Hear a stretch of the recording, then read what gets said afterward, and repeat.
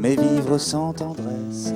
Hola amigos de Hoja de Ruta Radio, bienvenidos a una nueva edición de La Vena Abierta, sin pelos en la lengua. Hoy vamos a tratar algunos temas que se han dado en esta semana, temas que obviamente tenemos que poner en consideración de ustedes, y para esto doy la bienvenida a Paulina Pérez, a Manuelito Pérez y a Guillermo Ramos.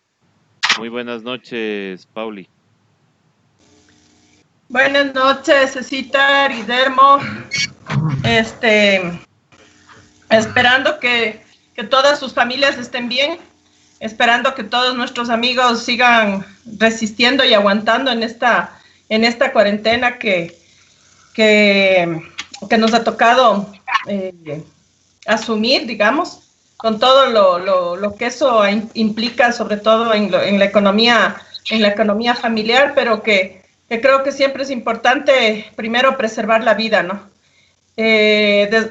Desgraciadamente no tenemos un gobierno que sepa informar claramente lo que está pasando, no hay un ministro de salud que esté liderando también la información sobre el tema de cuidarse, sobre el tema de todas las medidas que se deberían hacer, que eso es lo que debería estar haciendo en realidad el ministro de Salud, en vez de estar de repartidor de víveres, como lo hemos visto, apoyando la candidatura del usurpador de la vicepresidencia de la República, que es Otto solo es foto, le dicen, ¿no?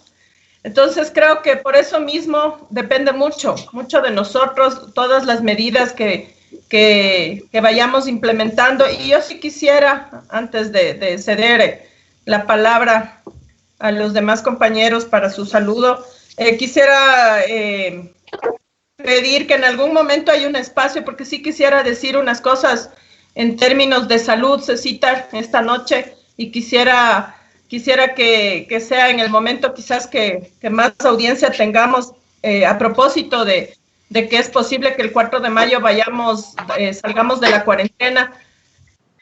Hay muchas cosas que, como te digo, los directores de salud, el ministro de Salud debería estar informando, deberían ser unas campañas informativas de radio y televisión para cómo se va a implementar este distanciamiento social, pero sabemos que van a estar dedicados a decirnos que todo es una maravilla, que somos un ejemplo del mundo, que no pasa nada y que tenemos que sacrificarnos.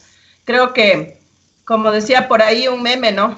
Cuando hay el texto, resulta que siempre es el mismo texto.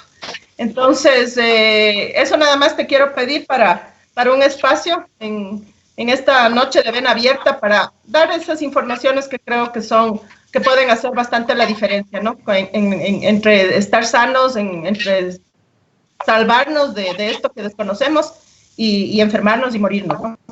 Exactamente, Pauli, eso vamos a tomar en cuenta. Manuelito, buenas noches. Buenas noches, Guillermo, Paulina, compañeros.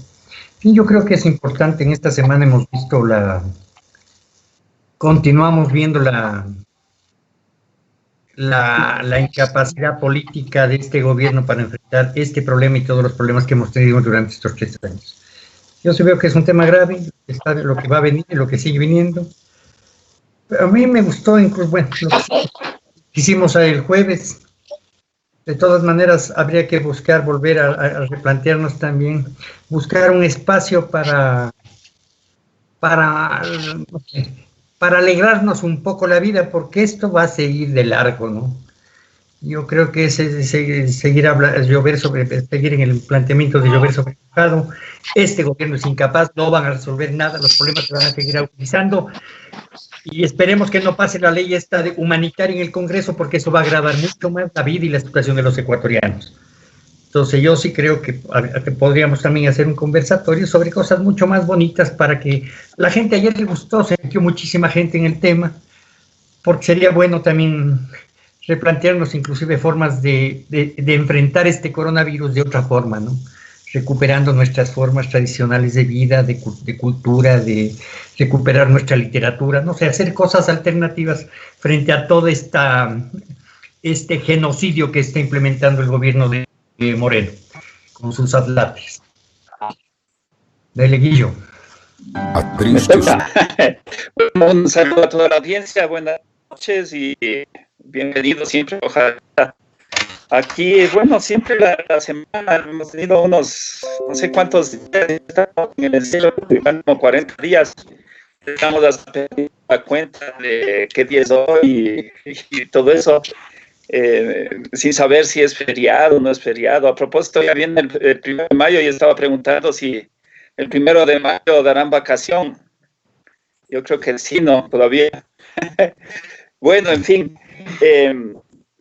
Para que Como dice Manuel, en realidad si quisiéramos a ratos abstraernos de todo este pesar, porque en realidad lo que estamos viviendo es doloroso, es como una pesadilla que, no sé, por lo menos a mí me pasa eso, una pesadilla que ya quisiera que se acabe, pero realmente no vemos todavía fin. Ojalá sea como alguien, no sé, alguien le escuché ahora en algún programa de televisión que decía, esto sí tiene salida y estamos buscando la salida y estamos en un túnel caminando hacia la salida. Ojalá que así sea, ojalá que el túnel no sea tan largo, pero yo también pienso que sí tenemos salida, que estamos en un túnel, no en un pozo, porque estar en un pozo sería más grave, ¿no? Ahí tal vez luchando por salir sin poder. Ojalá que sea el túnel que ya mismo, en el cual ya mismo encontremos la salida. Pero, sin embargo, esta pandemia nos va a cambiar definitivamente a todos, porque todo el mundo está afectado y todos vamos a tener que cambiar en muchas cosas. Y eso es lo que se nos viene y eso es lo que también tenemos que pensar para levantar una lucha desde nuestro quehacer diario para superar todo lo que se nos viene, que no es un asunto fácil, pero que tenemos la fe, la esperanza de que vamos a salir adelante. Vamos a salir adelante pese a las dificultades y tenemos que salir adelante desde la ciudadanía, organizándonos, tratando de ayudarnos entre unos y otros, yendo más por el prójimo, no solamente por nosotros mismos, dejar bastante el egoísmo y empezar a ayudarnos, ¿no? A ver si es que podemos generar proyectos solidarios, por ejemplo, en el tema alimenticio, generar proyectos como el uso de la bicicleta, sería algo interesante que ojalá desde Hoja de Ruta podamos tener esas iniciativas, o sea, que alguien vaya proponiendo cosas como para apoyar esas ideas. Por ejemplo, yo he estado conversando con algunas personas que están involucradas en el tema de ciclismo. Están tratando de generar una propuesta, por ejemplo, de que en Quito se dé preferencia a las bicicletas, que se vuelva a las ciclorrutas, pero sobre todo de que se haga horarios para que se pueda circular en bicicleta, para que la gente pueda circular más seguramente en ciertos horarios. Y también la propuesta que se está tratando de generar es un día sin vehículos en la ciudad. Veamos, ojalá que cuajen esas propuestas, ojalá nosotros podamos apoyar esas iniciativas. En fin, o sea, de todos modos, como digo, es difícil salirse de todo este pesar que nos agobia, pero no nos queda de otra, sino que superar con toda la fuerza posible, ayudándonos entre unos y otros, como vuelvo y recalco, pero necesitamos ya ir saliendo de esta crisis. Efectivamente debemos salir de esta crisis. Permítame, por favor, saludarle a María Mendoza, que siempre nos envía un saludo desde Chile. Muchas gracias por estar conectada y muchas personas que también se conectan desde otras provincias. Bueno, empecemos viendo que hay unas propuestas en la Asamblea que presentó el Gobierno Nacional, unas propuestas económicas. Ayer ya más o menos le analizamos esto con Manuelito, pero quisiera saber también el concepto de ustedes ahora que la verdad es que uno ha tratado de en esta cuarentena estar positivo, esperando que la curva se aplane, pero ¿cómo podemos pensar en una curva aplanada cuando resulta que asoman 10.000 casos y están todavía pendientes 30.000 más de pruebas represadas? Es decir, que a los 22.000, posiblemente el 40% de esas 30.000 pueden dar positivo. Eso más o menos es lo que nos indicaba el doctor Pinargote hoy en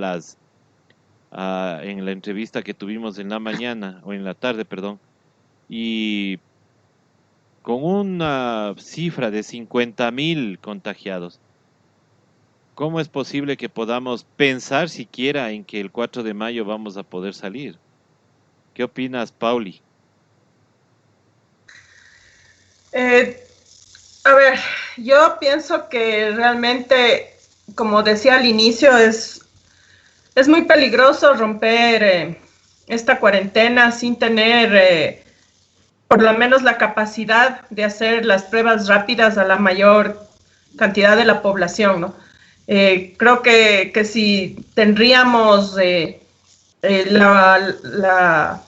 o veríamos, sobre todo, ¿no?, la voluntad política del gobierno de implementar este testeo en toda la población, ¿no? Empezar en las paradas de buses, en los autos, tratar de identificar, digamos, las personas que están contagiadas del COVID, asintomáticas y sintomáticas, ¿no? O sea, que presenten algunos síntomas. Sería tal vez más fácil, ¿no? Manteniendo la distancia social y todo, y cuidándonos y con todas las medidas de precaución que se pueden implementar, que no son ni tan costosas ni tan difíciles realmente. Pero si partiendo de que ni siquiera hay esas pruebas y partiendo de lo que yo decía en un inicio, no hay una campaña, ¿no? Tienes una campaña de WhatsApp donde un día te dicen que en Italia ya encontraron la cura y que hay que tomar aspirina. Y resulta que aquí nosotros en la costa tenemos dengue hemorrágico y la gente lee eso en WhatsApp, se toma la aspirina y empieza a hacer hemorragias y no hay nadie que diga eso, ¿no? El exalcalde de Guayaquil, Jaime Nebot, anunció con bombos y platillos que regalaría 5.000 tratamientos de cloroquina y, por ejemplo, las personas que tienen problemas cardíacos han hecho falla cardíaca y se han infartado por utilizar esto cuando estaban con el COVID. Entonces, en vez de ayudar, realmente parece que se esmeran en que se engrose la lista de muertos, ¿no? Porque no hay una información clara, no hay una campaña del tema, si usted es hipertenso, si usted tiene problemas cardíacos, no se puede usar esto o restringir la compra de medicamentos hasta que pase esta emergencia. No hay ninguna información. Y luego te dicen la distancia, o sea, si tú le preguntas a mucha gente, te aseguro que te van a decir usar mascarilla y mantenerme a 2 metros de distancia, ¿no? Pero ¿qué pasa para el que tiene que coger el bus? ¿Qué pasa para el que tiene que trabajar? ¿Qué pasa en una empresa donde te limpian en la mañana y después ya hasta el día siguiente? Y la gente entra y sale. ¿Cómo se va a manejar todo eso? ¿Cómo vas a manejar el tema en tu casa cuando regresas? No hay una campaña sobre eso. O sea, yo estos días he podido ver algunos videos que han hecho, por ejemplo, en China, que han hecho en Corea del Sur, perdón. Tú ves, por ejemplo, en estos países tienen la costumbre de dejar los zapatos fuera, ¿no? De la casa. Entonces son cosas que ya, digamos, son parte de su cultura. Pero el tema de llegar inmediatamente, darte una ducha o asearte muy bien para asegurarte de que no lleves en la piel, de que no lleves en la mano el virus. ¿Y qué va a pasar con los que tienen que trabajar y regresan a su casa donde hay personas de la tercera edad? O sea, ahí hay que hacer, como yo decía al inicio, una campaña informativa de todas las medidas a tomar, porque podemos estar sanos. Yo puedo salir a trabajar, podemos nosotros ir a trabajar, pero estamos regresando, saludamos con alguien, no nos va a dar el virus, pero ¿y si somos COVID positivos y asintomáticos, cómo sabemos? Entonces, incluso están vendiendo en internet ya un test rápido que yo había consultado con mi hermano, que es el que realmente está muy empapado del tema de las pruebas y del test rápido para detección del COVID. Y él me decía, están vendiéndote un test donde lo único que te dice es si ya te dio y generaste inmunidad. No te dice si no has tenido o si eres un posible, solo te va a decir si ya tuviste el COVID.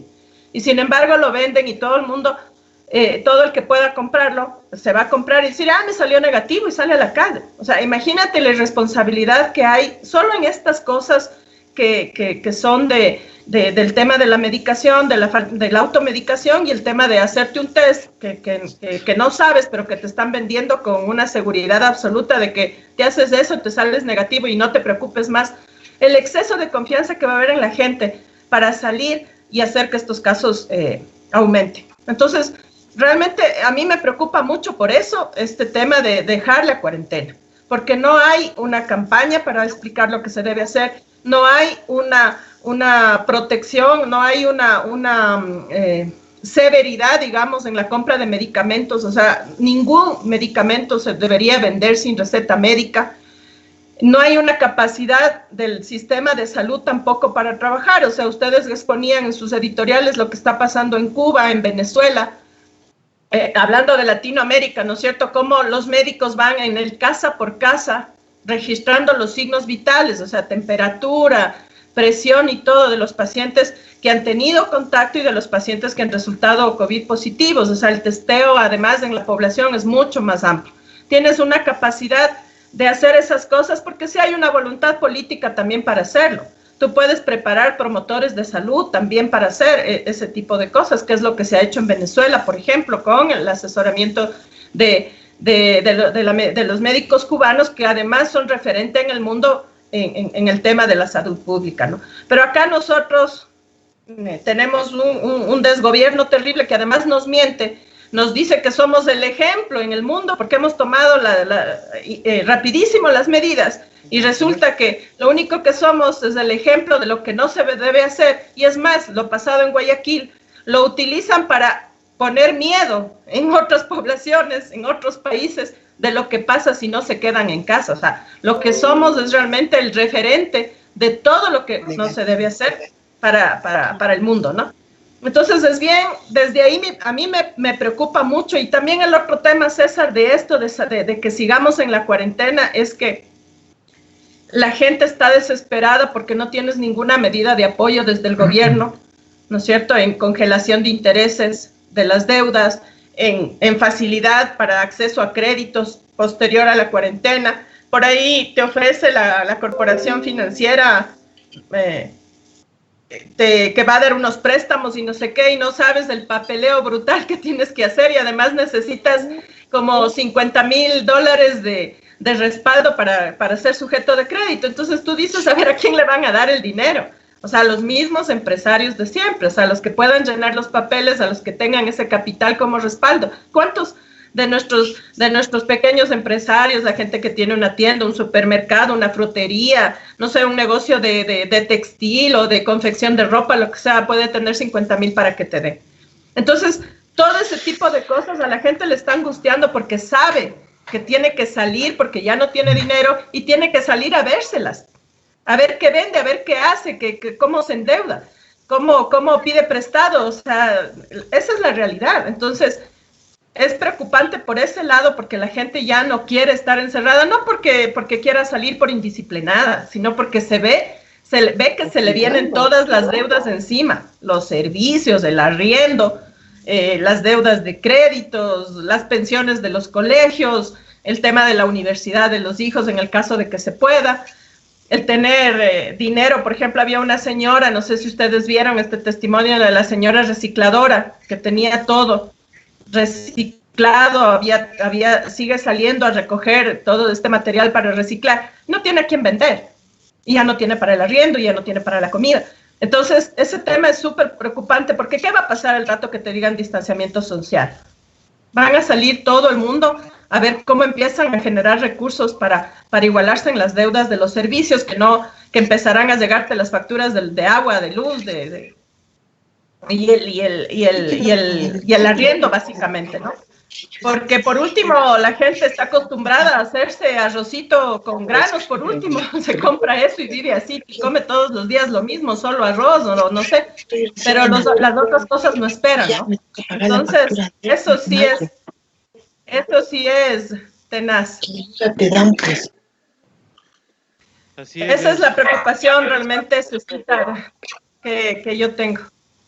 Así es una preocupación, pero igual, o sea, la gente no se da cuenta y el gobierno no se da cuenta de este tipo de cosas. Yo lo que digo es, y es mi percepción personal, que tanto se manejó mal estas cifras que, aparte de la indisciplina, obviamente, de los ecuatorianos, sí me preocupa de que, claro, como no hubo ya una subida significativa en las cifras antes de ayer, entonces la gente empezó a confiarse, pues, y empezaron a salir. Y peor aún con cosas como estas, ¿no? Miren esto, compañeros. Declaraciones de un abogado que se cree epidemiólogo y que también parece que se cree periodista porque dice que va a entrevistarle al rector de la Universidad Central. 22,000 contagios, dice, y en ciudades como Guayaquil está bajando el número de muertos. No sé cómo él dice que ha bajado el número de muertos. Eso quiere decir mayor población inmune. Tenían razón los médicos con lo de la inmunización comunitaria o de rebaño. Esta semana tenemos una súper entrevista sobre el tema con el rector de la Universidad Central. El señor doctor Ramiro García, que se cree periodista, epidemiólogo, juez de cuentas, ¿qué más se cree este señor? Bueno, alcahuete, animador de fiestas, todo es el señor García.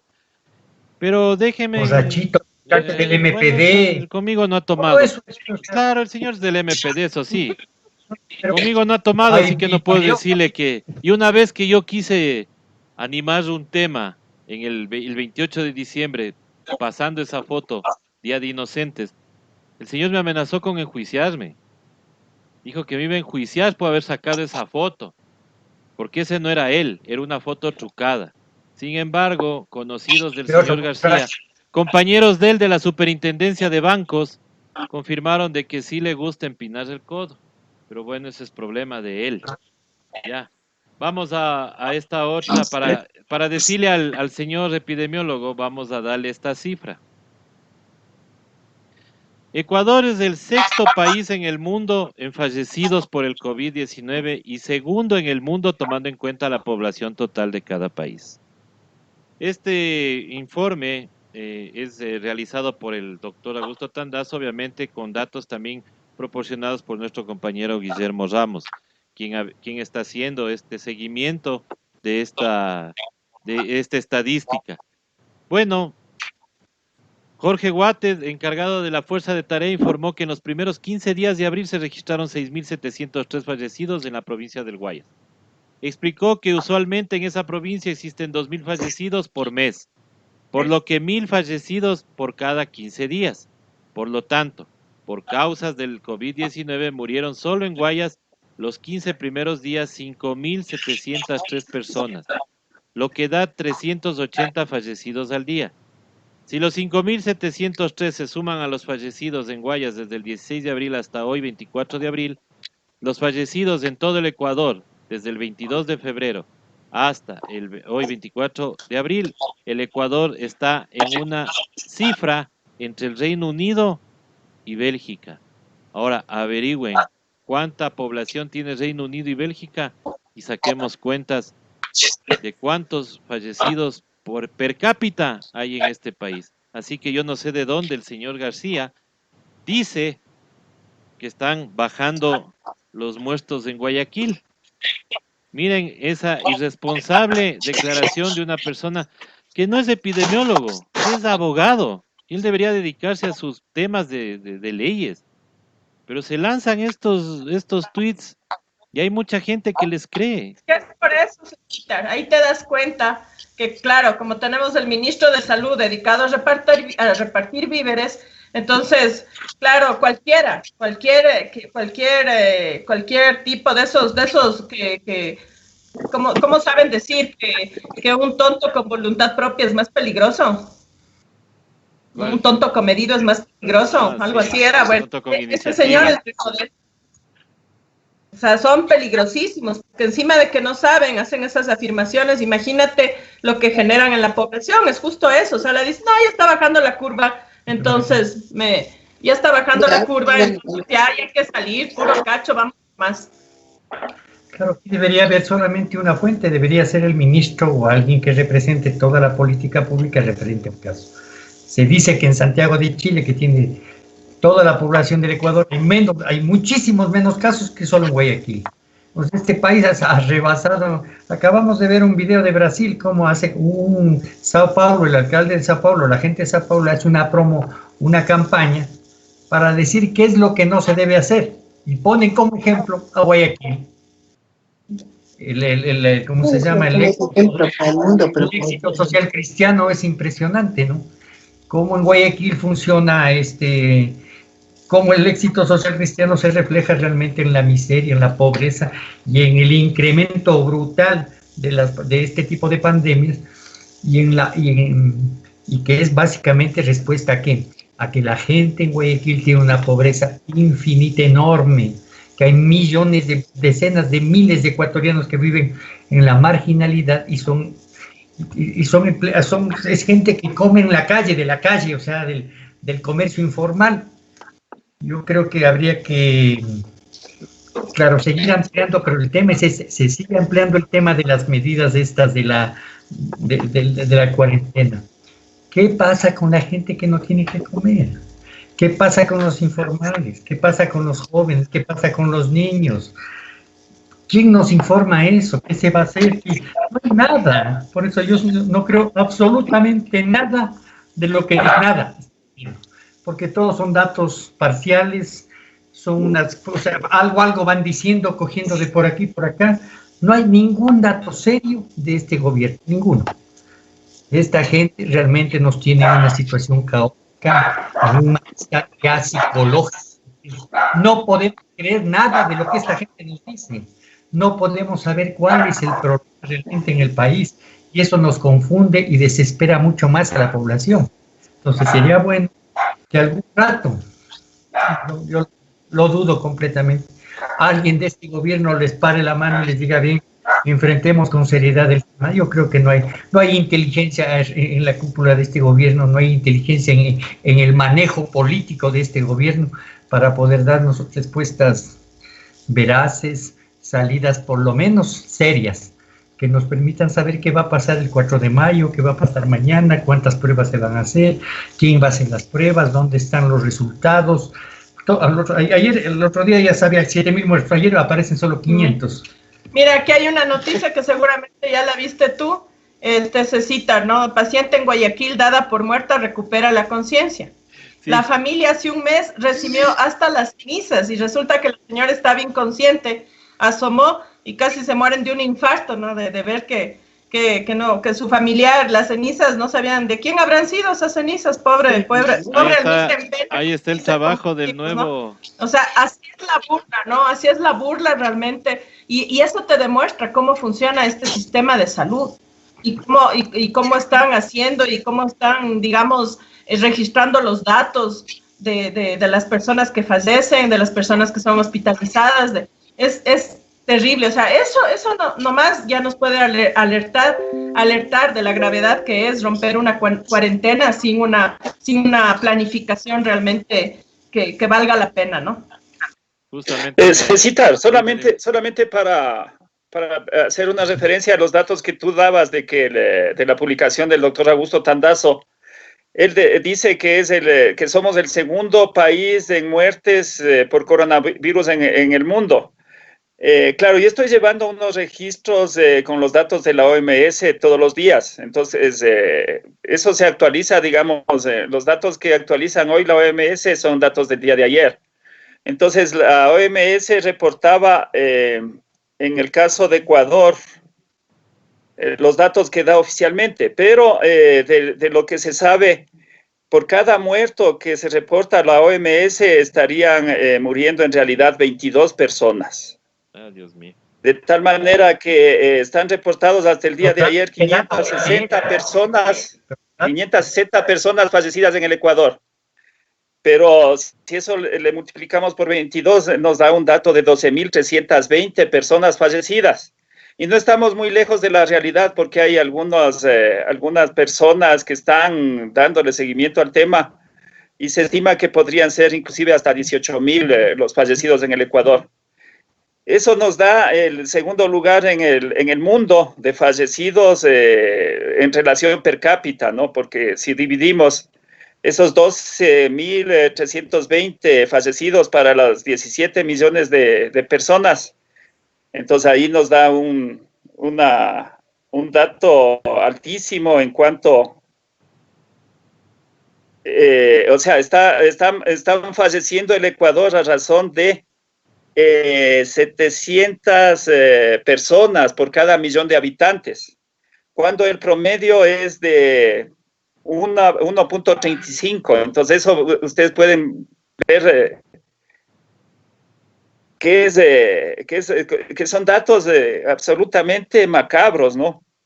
El primer país que va, digamos, a la cabeza por el tema de fallecidos per cápita es San Marino, pero San Marino tiene apenas una población de 34.590 habitantes, entonces, claro, ahí si fallece uno es gravísimo cuando sacamos esta relación per cápita. Ellos tienen apenas 40 fallecidos.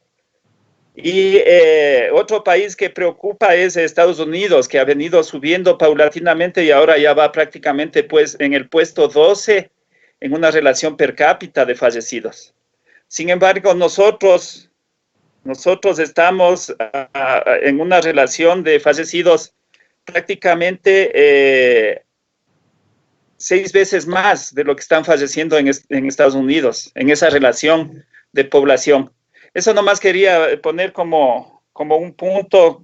Vos sabes que los números a veces es fastidioso y en realidad una persona que se muera y es lamentable. Exacto. Pero que se muera tanta gente es en realidad y para que una impotencia, una indolencia de no saber qué hacer. Exacto. Y sabiendo además de que si se hubieran hecho las cosas adecuadamente, sí se hubiera evitado muchas de esas muertes.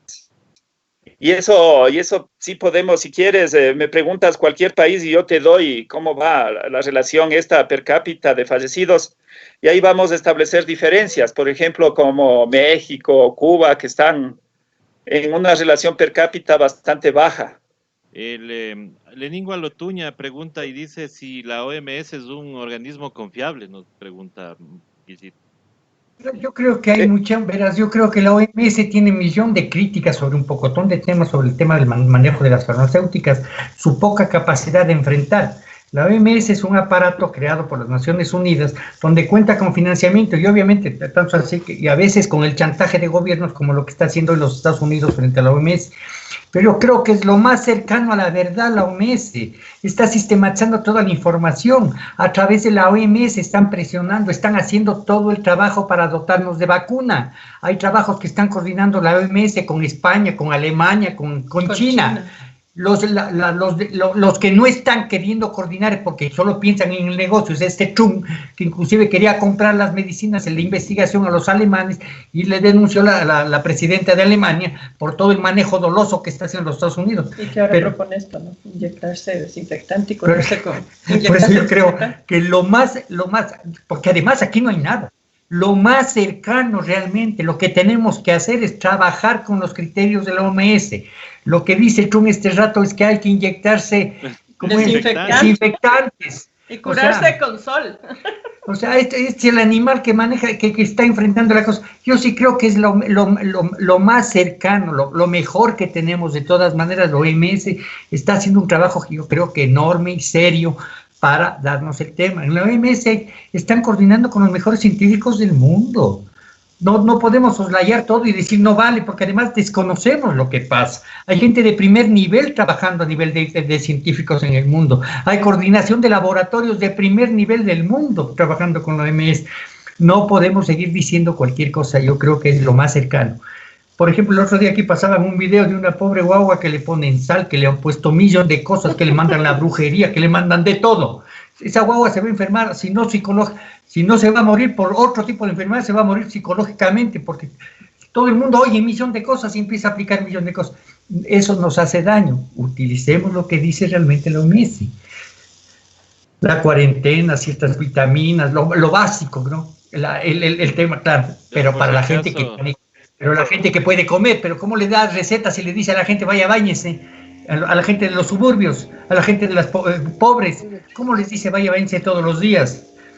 ¿Cómo les dice coma tal cosa, coma frutas, haga esto, tome vitamina C? Jodido. Ahí tiene que intervenir el Estado realmente para generar este tipo de mecanismos a nivel de la población, como política pública para evitar la pandemia. Leí el dato que en España no están ocultando la realidad, porque además hay un debate muy serio sobre el tema de la influencia del Estado en el tema del enfrentamiento, en el tema de la solución del problema en España. Sin embargo, decían que hay más de 5.000 cadáveres que no han sido reportados en España, porque están, claro, de estos asilos, de gente que vive en el campo, de una cantidad de datos, que no es que han sido ocultados como se hace en este país, sino que no pueden ser, no sé, o sea, registrados por la dispersión, por las zonas donde están, por la cantidad de veteranos, de ancianos que viven en muchos espacios donde no tienen ni siquiera parientes que se puedan, que puedan preocuparse de esta gente. Entonces yo sí creo que hay que generar algún tipo de confianza realmente. La OMS yo creo que es una instancia mundial de respeto que merece que le tomemos en cuenta como tal, como una instancia que realmente está coadyuvando a resolver un problema gravísimo que es la pandemia. Ahora, para que no digan que estamos publicando, que estamos nosotros haciendo uso de las fake news, solamente les ponemos aquí que esto ya está publicado en Diario El Universo, sobre la mujer que le habían dado por muerta en el hospital y que recuperó la conciencia. Ya, igual está en El Comercio, igual está en otros diarios, así que por si acaso se le vaya a ocurrir a algún funcionario de gobierno decir de que estamos publicando... Algún agencioso, exactamente. Algún agencioso que quiera decir esto, ¿no? Entonces, así mismo, hablando de agenciosos, quiere decir que el agencioso señor Wattels, pues obviamente está fallando también en este tema del reconocimiento de cadáveres y todo lo que implica esto. Qué macabra realmente esta noticia, o sea, imagínate el dolor que debe haber sentido esa familia al creer que su familiar ya estaba muerto y claro, ahora debe ser una alegría tenaz, ¿no? Pero y ahora entonces... Claro, pero Cecitar, más allá de la falla, refleja de que se desbordó el tema en Guayaquil. Pero verás, yo creo que lo que alguien dice aquí es cierto, la burocracia de las Naciones Unidas es una burocracia de estas grandes burocracias del mundo que realmente se aprovecha de las condiciones. Aquí tienes una cantidad de burocracia de las Naciones Unidas. Esta misma señora que fue hace poco ministra de Bienestar Social, trabajan por los niños, tienen unos salarios brutales, ¿no? Cierto es cierto que tienen una burocracia con unos sueldos de más, pero eso no quiere decir, póngase, que en ciertos espacios de las Naciones Unidas, por ejemplo, claro, se crean políticas, se han creado, la OIT, por ejemplo, ha generado políticas internacionales importantes, ha concentrado. Eso no quita que haya una cantidad de burocracia que realmente se aprovecha de esos aparatos para vivir a cuerpo de rey. Pero es otra cosa, eso es de las políticas internas que se puede hacer, el funcionamiento del aparato. Pero lo que ha ayudado a crear realmente parámetros sobre el tema de los derechos de los trabajadores en el mundo. La FAO ha creado realmente parámetros sobre el tema del buen vivir, de la alimentación, de las cosas. El tema de las naciones, de la OMS ha creado parámetros, o sea, lo uno no descalifica al otro, o sea, no descalifica. O sea, yo creo que si hay una burocracia indolente adentro... Pero Manuelito, pero sobre todo además, en el tema estadístico... Pero digo, en el tema estadístico son estadísticas más estructuradas, son más serias, más científicas, digamos. Sin embargo, claro, siempre va a haber cómo se alimentan esos datos de la OMS y ahí hay las falencias que ya es responsabilidad de cada país. O sea, no podemos culparle a la OMS de que el Ecuador reporte mal, de que el Ecuador no diga la verdad en cuanto... Basa en la información de cada país. Ahora, la OMS tiene información, recoge información, también trabaja con los institutos con los institutos de biomedicina que hacen algunas facultades, por ejemplo, en el caso del Ecuador, aquí en la Universidad Central, también te recoge epidemiólogos que hay en los hospitales y todo, también te van haciendo trabajo y van mandando datos, porque si ellos tomarían solo la información de los ministerios de salud, que sí la toman, pero si solo se basarían en eso, siempre un Estado puede ocultarte, como es el caso de lo que pasa aquí, para no desprestigiarse frente al mundo, ¿no? Y yo quería leer una nota que me parece importante, mira, de José Medardo Shingre. Él dice: señores, conocemos que dicen que en los primeros días de mayo estarían exigiendo salgan a trabajar. Nuestra preocupación es que en Orellana no existe un laboratorio para analizar las pruebas. El sector petrolero, para los servidores petroleros. Ya son 23 casos que estarán infectados. Solo teniendo una visita técnica puerta a puerta pudieran ayudar a garantizar algo. Pero queremos salir a trabajar porque no podemos tener alimentos sin sueldos y sin poder trabajar no es justo. Pero a los trabajadores petroleros no hay quien controle sus ingresos en el avión y ellos vienen directamente a los sectores rurales. Entonces, imagínate, ¿no? No se está haciendo, eso es lo que te digo, o sea, no hay ni siquiera la capacidad para estos sectores, digamos, que son fundamentales de hacer las pruebas, que sería para el sector alimentación, para el sector petrolero, que no pueden parar. Ahí tendrían que hacerles la prueba y el test rápido para estar verificando quién tiene, quién no tiene los síntomas. Entonces, esa es la realidad realmente que tenemos. O sea, incluso en los vuelos de repatriación que están haciendo, mucha gente habla de que se suben y tampoco les hacen un control a los pasajeros que van llenando sus vuelos, ¿no? Porque aparte sus vuelos tienen que salir llenos de los países que están regresando los compatriotas. Entonces, esas cosas son bastante preocupantes porque, insisto, o sea, el virus en cada cuerpo, yo siempre digo, ¿no? O sea, no son enfermedades, son personas y cada persona tiene un sistema que responde de una u otra manera a cualquier enfermedad. O sea, tú tienes una persona, por ejemplo, que es hipertensa, ¿no es cierto? Y que no manifiesta tantas cosas como otra que puede tener la misma hipertensión y le sienta mejor la medicación y todo. Entonces, siempre el sistema de cada persona responde de una u otra manera y por eso es que es importantísimo hacer estas pruebas de detección para evitar los contagios. Como eso no se ha hecho y no se hizo desde Guayaquil, cuando se hizo, entonces ya tenemos una diseminación de este virus por todo lado y además se sigue sin hacer controles en estos sectores estratégicos y digamos en el sector rural, por ejemplo, en estas zonas del oriente que son casas muy alejadas, que están muy cerca, ¿no? Es una casita y después de no sé cuántos kilómetros viene otra casita y así. A lo mejor la gente población que está entrando dispersa. También podría, exacto, también esa gente ¿a dónde va a ir el rato que se enferme? Si se cura bien y si no, y habrá el registro de si se mueren, los enterrarán. O sea, no es que va a ir alguien ahí a ver de qué se murió. Entonces, realmente es grave no tener un gobierno, ¿no? Realmente es grave. Normalmente sin esta pandemia es gravísimo. Imagínate con una pandemia no tener un gobierno, sino tener gente que te hace propaganda, ¿no? Porque eso es lo único que han hecho realmente. Pero además yo creo que hay un tema, yo me acuerdo en el gobierno anterior, yo creo por ejemplo que el tema de la diabetes es una pandemia en el Ecuador y es una pandemia que sigue creciendo por el uso de esta comida rápida, ¿no? Papas fritas, salchichas, salchipapas y cosas. Es una pandemia. Ya se empezó a trabajar, por ejemplo, esta enfermedad se trabajaba ya en todos los centros de salud en este país, en todos los centros populares, en el ministerio, en la escuela. Pero cuando se lanzó una medida, no se acordarás, para empezar a controlar estos centros donde difunden la enfermedad, que son estos centros donde venden estas comidas rápidas. Toda la bronca que le armaron al gobierno anterior. O sea, ni siquiera son capaces de enfrentar con seriedad el tema, la oposición política de la derecha en este país. Es de una torpeza tal. Pero claro, yo creo que también desde el gobierno anterior también se podía haber creado algunas cosas. A mí me contaban, por ejemplo, claro, en la época de Rafael Correa se quiso hacer una empresa nacional farmacéutica como parte de la política pública. Como muchas de las cosas anteriores quedaron en nada.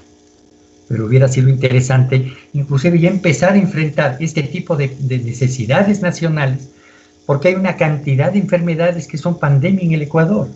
La diabetes, la malaria, ¿cómo se llama? Hay una cantidad de enfermedades que son parte de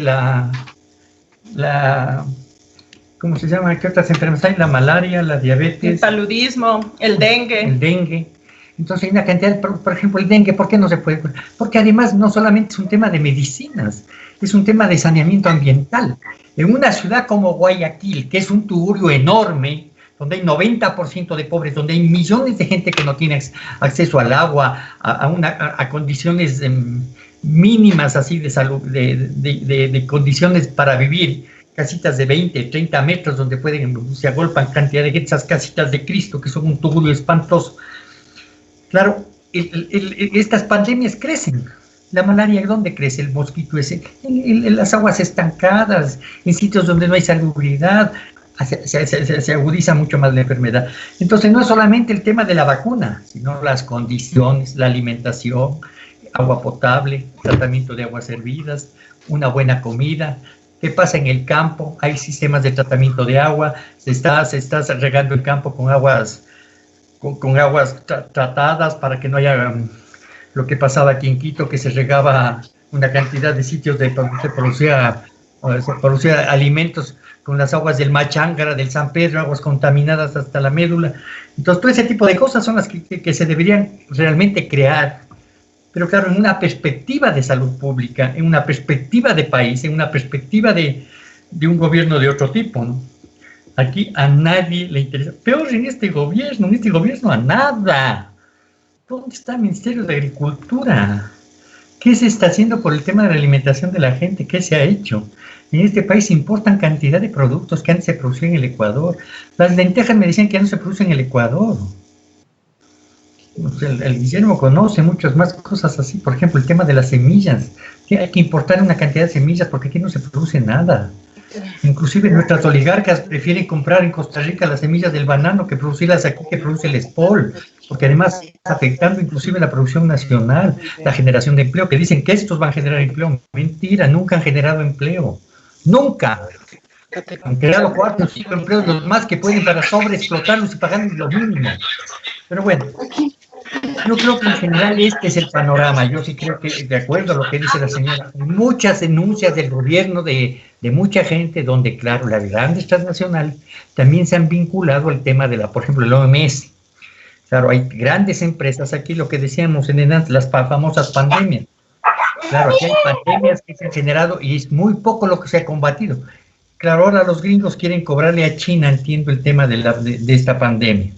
Sería bueno que los gringos paguen a toda la humanidad por el tema del SIDA, por el tema de la pandemia esta... De la gripe española. De la gripe española, que dicen que nació en un fuerte norteamericano y que mató a no sé cuántos millones de gentes después de la Segunda Guerra Mundial. Los experimentos con armas biológicas que han hecho en Vietnam, en la propia Colombia. Dicen que los primeros experimentos que hicieron con las napalm fueron las repúblicas independientes de Marquetalia después del asesinato de Gaitán. ¿Sí? Fueron y bombardearon zonas campesinas en Colombia donde experimentaron con el napalm.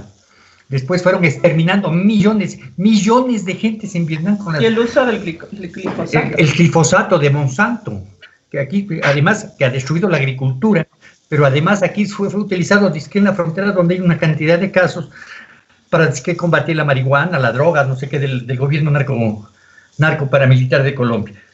Entonces, por todo eso yo creo que habría que el mundo meterle preso a todo el aparato político militar norteamericano por todos los crímenes y genocidios que ha generado en el mundo. La gripe H1N1 también. Por haber creado este tipo de enfermedades, la gripe H1 que dicen, o sea, una cantidad de cosas, ¿no?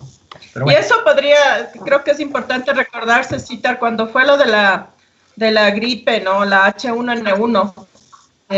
Quienes tuvimos, porque yo fui una de las personas que desarrolló esa enfermedad, se consiguió realmente el récord viral para tratar esta gripe, pero además se puso en el calendario de vacunas obligatorio la vacuna esta de la gripe. Entonces, eso es algo que se hizo en el gobierno anterior, y tú te debes acordar que la gente se indignaba mucho porque no podía comprar pastillas para la gripe, ¿no? El gobierno del expresidente Rafael Correa se prohibió la venta de antiinflamatorios, de antigripales, y de antibióticos sobre todo, porque el rato que tomabas un antibiótico. En el caso de la H1N1 podías desarrollar neumonías y la gente fallecía por eso, ¿no?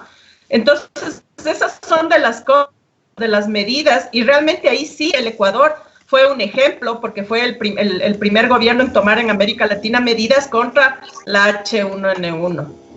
Yo creo que eso sí es importante señalar, porque es un tema de memoria también, ¿no? De que cuando hay gobierno y de cuando sí hay un interés, con todos los errores que puedan haber tenido, pero que sí hay un interés en preservar la vida, son cosas que se pueden hacer, ¿no? Ahí había un ministro de salud y había un presidente que decía que conversaban, se sentaban y no iban a repartir víveres, sino que realmente se preocupaban porque hay una medida de salud para evitar las muertes por esa epidemia que hubo del H1, ¿no?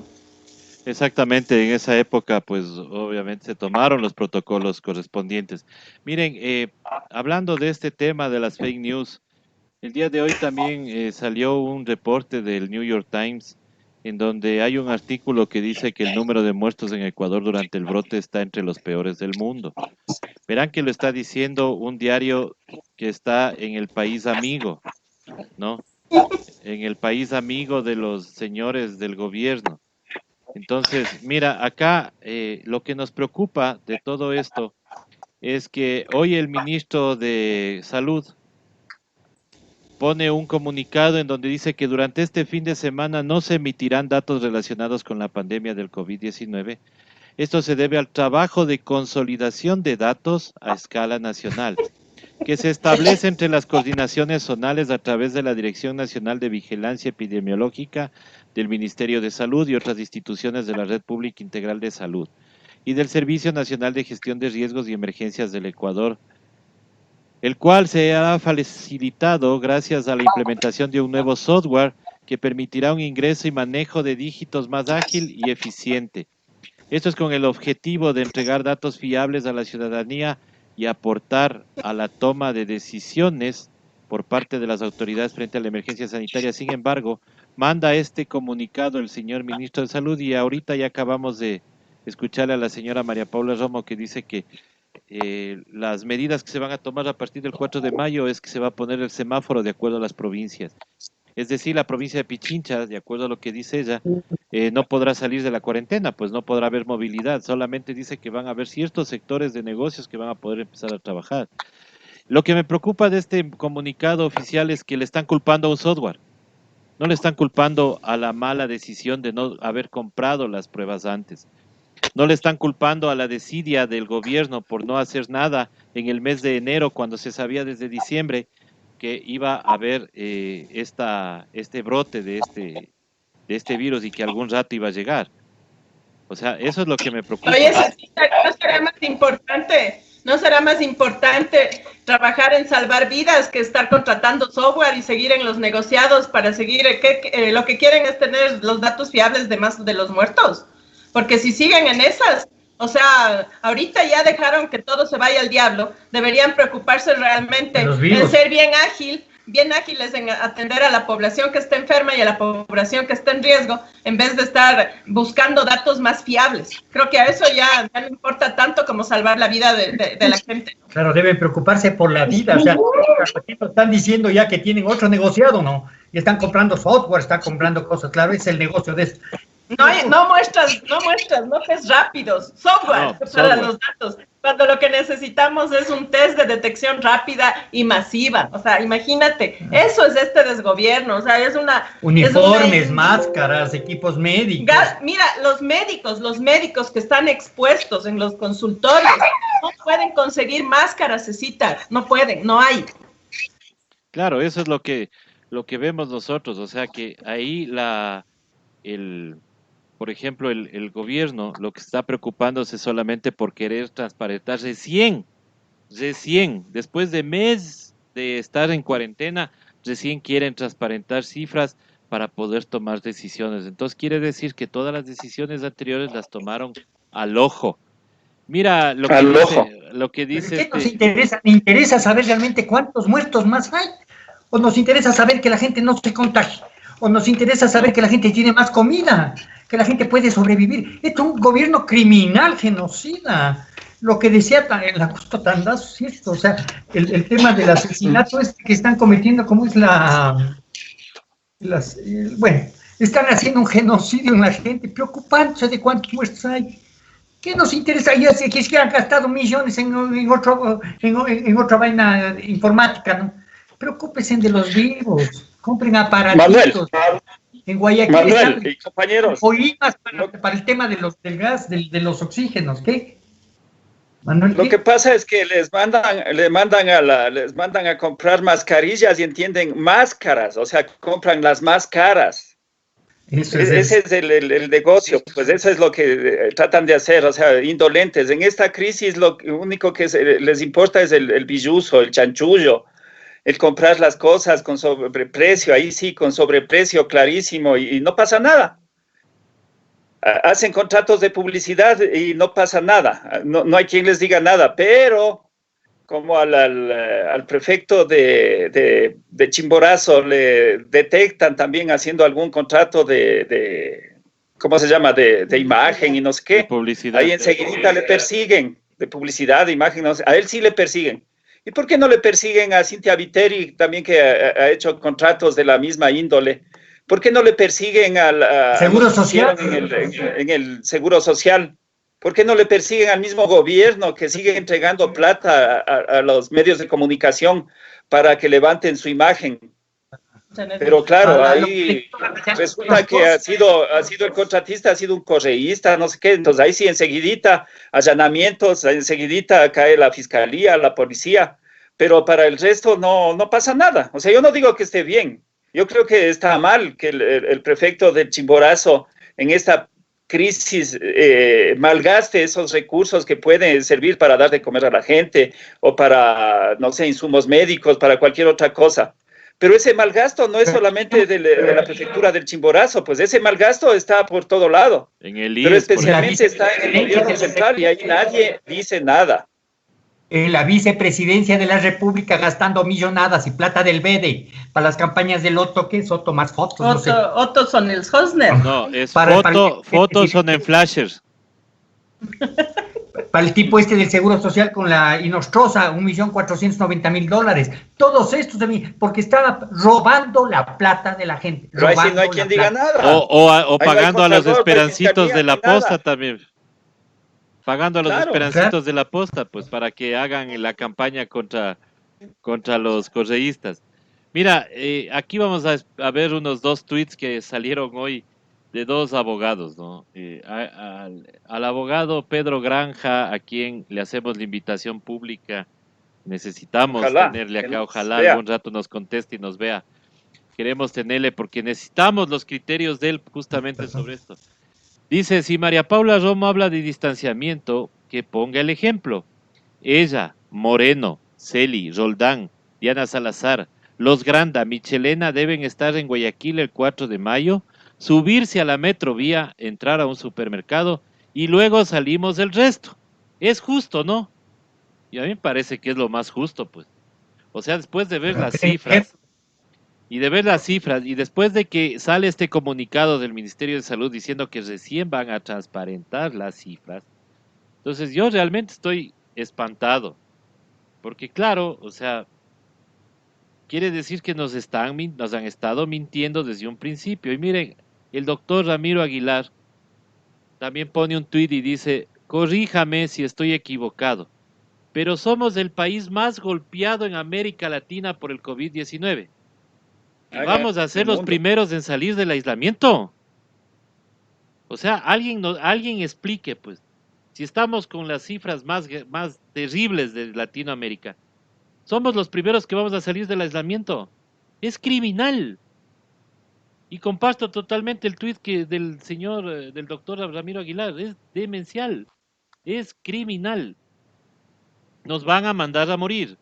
Yo hasta en una publicación de mi Facebook puse que está bienvenidos al necrocapitalismo, porque eso es lo que estamos viendo, ¿no? Claro, los empresarios están presionando para que ya trabajemos, pues ya están perdiendo mucha platita.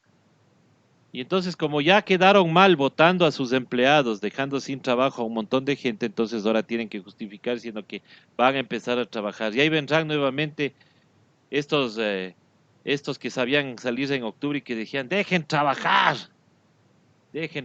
como que esto también fuera tan fácil de coger y que salgan nomás a trabajar la gente.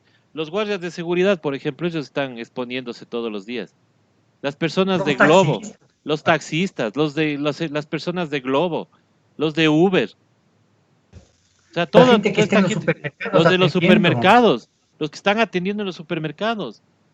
Los de los mismos restaurantes que van y cocinan para que haya servicio a domicilio.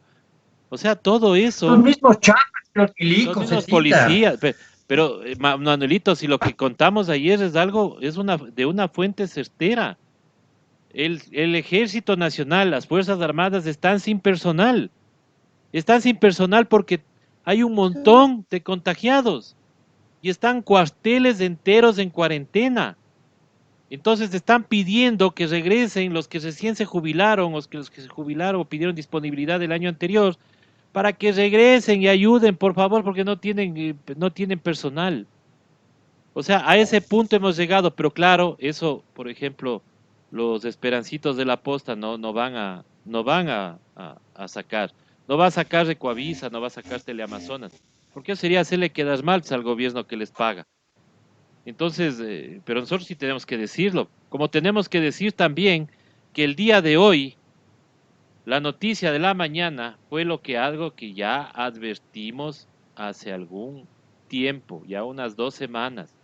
Y nos trataron de todo, nos dijeron que éramos una tontera, que como así nosotros nos preocupábamos por criminales, porque que ni sé qué, ni sé cuánto. Ya, perfecto. Se está cortando, César. Se está cortando, Cecita, la señal. ¿Ahí me escuchas? Sí, ya. Ahí sí. Ahí me escuchan, ya. Ya debe ser porque a alguien no le gusta está lo que estamos diciendo. ¿No me escuchan ahí o sí me escuchas? Ya. Te escucho. Ya. Entrecortado. No, Pauli, me parece que es tu señal de internet. Acá está bastante bien el audio. Ya, bueno, eso decía, los reservistas, aquí nos dice Mónica López de Estrella, dice los reservistas de las Fuerzas Armadas, sí, pero recurren a ellos porque no hay personal, en este momento están teniendo falencias en el personal de las Fuerzas Armadas. Entonces decíamos que lo que nosotros habíamos advertido que en la cárcel del Inca ya habían casos de COVID-19, dijeron que no, que todo estaba controlado, que se habían tomado los protocolos. Bueno, hoy en la mañana falleció el señor Edgar Tapia, y acusado de lavado de dinero, y que estaba en la cárcel de Ambato. Pero parece ser que el señor también estuvo compartiendo el pabellón con el ex vicepresidente Jorge Glass. El señor dio positivo y falleció de eso. En la cárcel 4, abogados están denunciando que hay 2 PPLs con positivo de COVID-19 y están 12 en aislamiento de 46 PPLs que existen en esa cárcel. Si no se toman las medidas correspondientes, decíamos nosotros, esto iba a ser una bomba de tiempo. Bueno, resulta que ya está la bomba prendida a la mecha. ¿Por qué? Porque ahí está, es un foco de infección. Las cárceles eran un foco de infección. Y entonces, Cecita, solamente una curiosidad. ¿Estaba fehacientemente comprobado que el caballero, el fallecido, era culpable? ¿O estaba juzgado así al apuro y sin pruebas como el resto? O sea, si me preguntas a mí, todo lo que tiene que ver con Odebrecht en temas judiciales es una mentira, pues. Si aquí no se ha dado, nunca se ha dicho. Es un manejo doloso y político, pero hay que ubicar que este rato es político. No, yo digo, yo no sé, no le conozco al señor, no le conozco para nada, pero se me asalta la duda. Políticos, pero además a todos tienen que cuidar la vida de esa gente. Sí. Precisamente Bueno, por eso, Manuel, pero porque siempre también hemos estado combatiendo a la gente que se expresa mal en redes sociales, diciendo, no, es que son presos nomás, mejor que se mueran. ¿Y qué tal si el señor era inocente? Esa gente minoritaria, ¿no? La gente que dice ese tipo de estupidez es minoritaria. Yo creo que esa Sí, gente son estos fachos que todavía hay, ¿no? Bueno, hay bastantes fachos en Guayaquil, aquí, social cristianos, pero la mayoría no creen en esas cosas, porque además hay cantidad de gente que por A o B motivos, muchísimas, inclusive accidentes de tránsito, hay muchísima gente que le toca ir preso por eso, por el tema de alimentos, por cantidad de gente, saben las condiciones para mucha gente ecuatoriana, no sé si gran parte, o sea, sé que es una población considerable, que le toca pasar por las cárceles por imprudencia, por accidentes de tránsito, por el tema de los alimentos de las criaturas. Pero yo creo que los pocos fachos que hay en este país, que son los menos, felizmente, pero yo creo que la gente sí entiende, además, al margen de cualquier otra consideración, en las condiciones en que viven los presos, eso es un foco brutal de contaminación. La cárcel 4, ¿dónde está? Está cerca en la salida de Quito, está cerca del centro comercial El Condado. Al frente Es un enorme condado. Centro comercial. La cárcel del Inca es enorme. La cárcel de Cotopaxi está a 5 minutos de la Tacunga. O sea, esos focos son fuertísimos. O sea, se expanden, es un virus. No es algo que usted le puede meter y cerrar y no pasa nada. Entonces, eso se expande. O sea, esos hay que felizmente o desgraciadamente tienen que tener medidas mucho más importantes de seguridad, por la cantidad de gente que está metida ahí, por las condiciones en que están ahí, porque están hacinados además. Eso sobre todo. La gente en las cárceles está hacinada, entonces ahí no te sirve de nada ni siquiera usar mascarilla, o sea, ni siquiera usar guantes, porque estás ahí uno con otro. Son dimensiones de las celdas, de todo, mínimas. Por eso digo, el que quiere enfrentar el tema de la política pública y del Estado ecuatoriano debe saber en lo que se mete.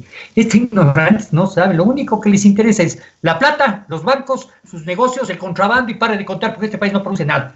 Eso es lo que les interesa, ocupar el Estado para ver qué roban, las obras públicas para ver dónde sacan, el negocio.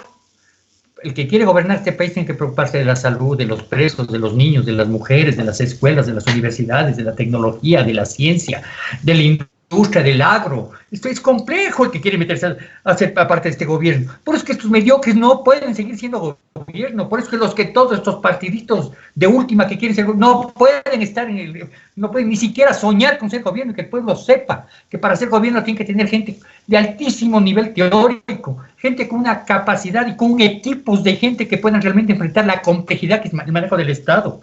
Que peor en crisis. Estos ignorantes no saben dónde están parados.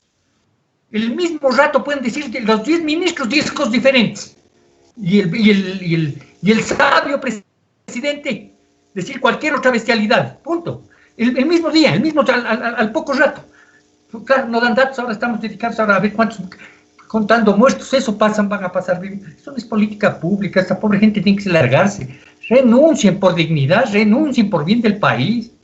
Porque 17 millones de ecuatorianos necesitamos vivir. Y esa es otra cosa también que es súper preocupante, el tema de la educación, ¿no? O sea, te mandan a que recibas por internet sin imaginar, o sea, sin tener las cifras realmente de cuántos chicos realmente tienen acceso al internet, cuántos pueden seguir toda una clase. Porque además, como conversábamos el otro día aquí en casa, decíamos, o sea, los niños aprenden la educación, sobre todo en la infancia y todo, se nutre también de todas las experiencias que tienes en el contacto con tus compañeros, ¿no? Y entonces no es que tú te sientas así, o sea, puedes enseñarle muchas cosas al guagua seguramente por internet y todo, pero también se nutre de los aportes, de las reflexiones que haces en casa. O sea, si nosotros grandes que hemos hecho estos maestrías de estudios de clases online, le cuesta a uno un montón. A veces quisieras pedirle a alguien que te diga, oye, esta parte no entendí, y si no, la otra persona no puede conectarse o pasó el tiempo, te quedas, o sea, un poco solo con lo que tú entiendes sobre un otro tema. Entonces, realmente es un esfuerzo, ya siendo grandes como nosotros, es un esfuerzo bastante fuerte el recibir educación online, ¿no? Si bien es cierto que es autoformación, pero sí es un esfuerzo grande. No se diga en los niños. Y ahí también tiene que ver, y a lo mejor, si bien es cierto el tema de la alimentación, de la miseria, pero también viene el tema emocional, ¿no? Que no se está manejando con los chicos, con los niños, con los adolescentes, porque son un montón de relaciones que ahorita están cortadas, ¿no? Totalmente cortadas. Entonces uno se pone a ver y dice, imagínate el guagua que al fin logró que le acepte el enamorado y le ponen en cuarentena. Y ni más. Entonces, no son cosas pasajeras nomás, o sea, no es que, bueno, hay que aprender a vivir encerrado, no es tan así. O sea, las relaciones humanas son vitales y también hay que defender eso, ¿no? Y también detrás, que también conversábamos aquí en casa, el tema del teletrabajo. O sea, el tema de usar la tecnología al máximo. ¿Y qué vas a hacer con el montón de gente que queda en el desempleo? Que ya no la necesitas porque la tecnología les empieza a reemplazar. ¿Y qué pasa en esos hogares que viven? ¿Y qué pasa nuevamente con esos niños que sus padres están en total desesperación y además encerrados viendo a sus padres en total desesperación, ¿no? O sea, son muchas cosas que lo que implica realmente esta cuarentena y que si digamos, con una política, con un gobierno que esté ayudando, que realmente se preocupe con la gente, es difícil. No se diga lo que están viviendo en los países de gobiernos como este de Lenin, en los mismos Estados Unidos, en el Brasil, en Colombia, en Chile, donde la gente está pensando a como dé lugar, tengo que salvar la vida, o sea, y lo demás dejo para luego, ¿no? Realmente es desesperanzador, pero yo aún así creo que también nos hace repensar bastante y nos obliga, sobre todo, a repensar bastante qué es lo que queremos también los latinoamericanos, ¿no? O sea, seguimos aplaudiendo a estos vendedores de humo, ya empezamos en serio a pensar, a reflexionar, a buscar un poquito más atrás de esta gente, ¿no? O sea, mira, yo digo, en su momento lo que hizo Nayib Bukele y sus discursos y todo el mundo los comparte, pero Nayib Bukele ya le endeudó al Salvador, está pidiendo otra deuda y el tipo fue y quiso cerrar la asamblea o el Congreso, como se llama en El Salvador, el Parlamento. Y ahora además, cuando pase la cuarentena, va a tener la justificación para coger y, no me aprueban la deuda con el Fondo Monetario, pues yo les cierro ahora sí el Parlamento, ¿no? O sea, esos discursos lindos que tienen por atrás unas sombras así bien oscuras y bien tenebrosas, pero eso confunde a la gente. Entonces sí hay que ser un poquito más aprender a ser un poquito más curioso realmente de los que asoman, ¿no? Yo te pongo el caso de Matraca, ¿no? O sea, todo él generosísimo, voy a regalar 5,000 tratamientos de cloroquina y matando a la gente con problemas cardíacos. Y aquí alguien nos decía, el mal de Chagas, que en Guayaquil es hay una incidencia importante de esta dilatación del músculo cardíaco por un parásito. Eso hay un montón de incidencia. ¿Te imaginas que esas personas estén comprando cloroquina sin miedo? Cuando ya están por el músculo tan agrandado y que ya no contrae y todo, encima ir a tomar un medicamento. Es el país que tenemos. Entonces, detrás de esa magnificencia, de ese que le duele Guayaquil, que sufre por Guayaquil, que es no sé, pues, ¿no? Le ponen ahí como el hombre que sangra junto a su pueblo, resulta que les manda casi para el COVID, a que tomen veneno, así más o menos. Claro, no pagan millones, miles de millones en impuestos, o los regalan miles de millones, más de $10,000, 10,000 millones de dólares, lo que se han festinado en pago de impuestos, en exoneraciones. Pero ¿cuánto regalan? 20 millones, 30 millones, en la suma de todo no han regalado nada. Con el tema que además después son excepciones fiscales, ¿no? Así es. Eso puede descontarse de todo el patín. O sea, la caridad de esta gente es una cosa de... Lo que nos decía el economista Flores, por ejemplo. Él decía, dejen de ganar un año a las empresas grandes. Dejen de ganar un año y empiecen a ayudar a las empresas pequeñas. empiecen a ayudar a sus trabajadores. Sacrifíquense un poquito si quiere un año. O sea, eso es lo que deberían hacer. Ahora, yo quería terminar el tema del fallecido en la cárcel porque aquí tengo yo la noticia, no la puedo compartir en este momento, pero está en el Universo, la pueden revisar, que es del día de hoy. Dice, empresario ecuatoriano sentenciado por la trama de Odebrecht fallece por COVID-19 en Ambato.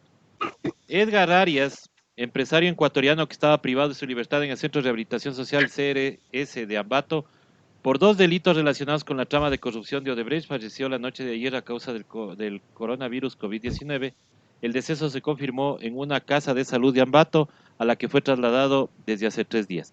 El empresario de 69 años de edad se encontraba aislado en el nivel de mínima seguridad del Centro de Rehabilitación Social de Ambato y aparentemente fue llevado hasta una casa de salud debido a problemas respiratorios que registró. Desde el Servicio Nacional de Atención Integral a Personas Adultas Privadas de la Libertad y Adolescentes Infractores de SNAI, se confirmó el deceso y se explicó que se trabaja en un boletín para dar más detalles. El pasado 19 de abril, internos del Centro de Rehabilitación protagonizaron el amotinamiento por supuestamente la existencia de casos de coronavirus. Ya no es, pues, supuestamente, ya está confirmando de que el señor empresario Edgar Arias falleció con COVID-19. Entonces ya no es supuestamente, pues. Tuvieron razón los detenidos, los privados de libertad, en hacer esta protesta, porque obviamente nadie les está parando bola.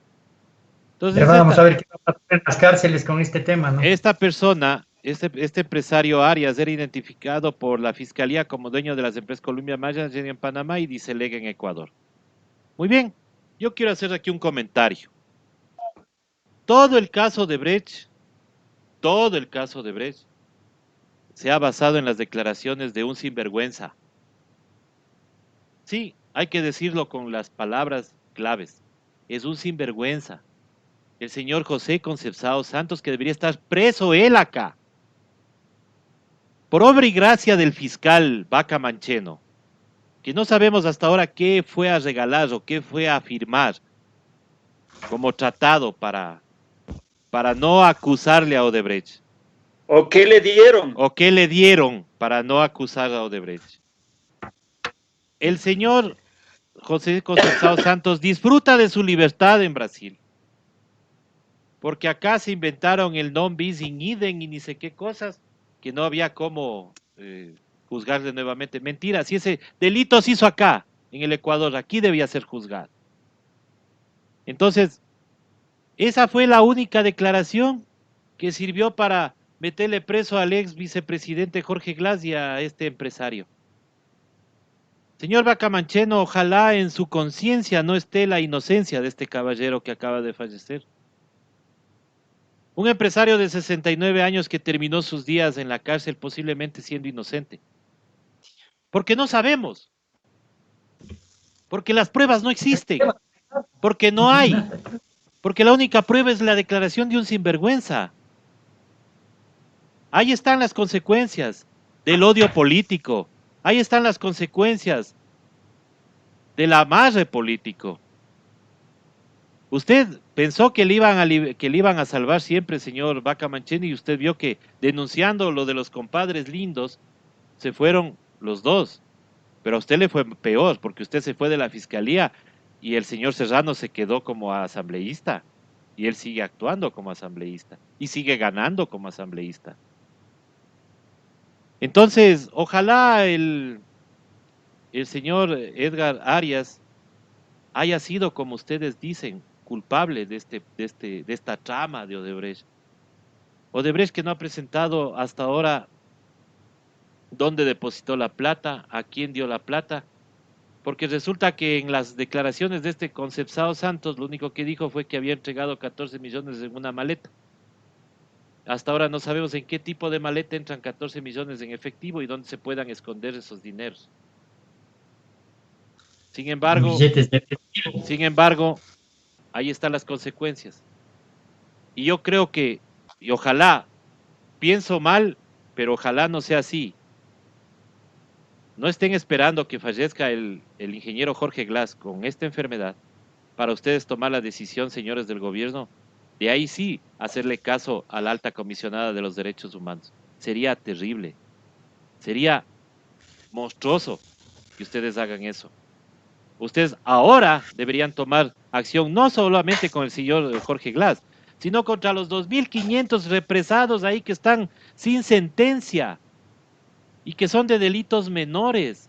Gente que está por alimentos. Por alimentos tiene que morirse una persona, estando encerrada sin atención médica normal. Pero bueno, vamos a ver si estamos locos los ecuatorianos o los que reclamamos que no salgamos todavía. Porque resulta que la OMS ya advierte que la impaciencia de los países por terminar la cuarentena es un error. Sí, verdad, tenemos la economía hecho pedazos. Sí, pero la economía hecho pedazos estaba desde antes de la pandemia. En este país. Nos están endeudando antes, nos estuvieron endeudando antes con el FMI. Y sin embargo, hasta ahora no sabemos dónde se ha ido esa plata. No sabemos por qué con esa plata no se han hecho buenos kits de alimentos para poder dar a la gente. No sabemos por qué la gente no reacciona cuando tuvimos la oportunidad de tener un dinero electrónico en el Banco Central, pero se encargaron los mismos medios de comunicación de decirle que la banca privada era la mejor para poder manejar esto. Le dieron a la banca privada y la banca privada se ha limpiado, sálvase a la parte, con el dinero electrónico. Dinero electrónico que hoy podría haber sido la bendición, porque el gobierno hubiera podido hacer las transferencias directamente a los celulares de las personas más necesitadas. Pero no crean que estamos locos nomás nosotros o la OMS es la loca. Porque resulta que la alcaldesa de Bogotá, quien tomó como mal ejemplo a Guayaquil, igual que la prefectura de Sao Paulo, miren lo que dice la señora Claudia López, diránle loca. Cuarentena en Bogotá se levanta hasta que haya vacuna contra el COVID-19, advierte Claudia López. No sé qué piensas, Pauli, de lo que dice la señora Claudia López. En realidad, o sea, de lo que hemos conversado con algunos médicos que entienden el tema, eso sería lo ideal, ¿no?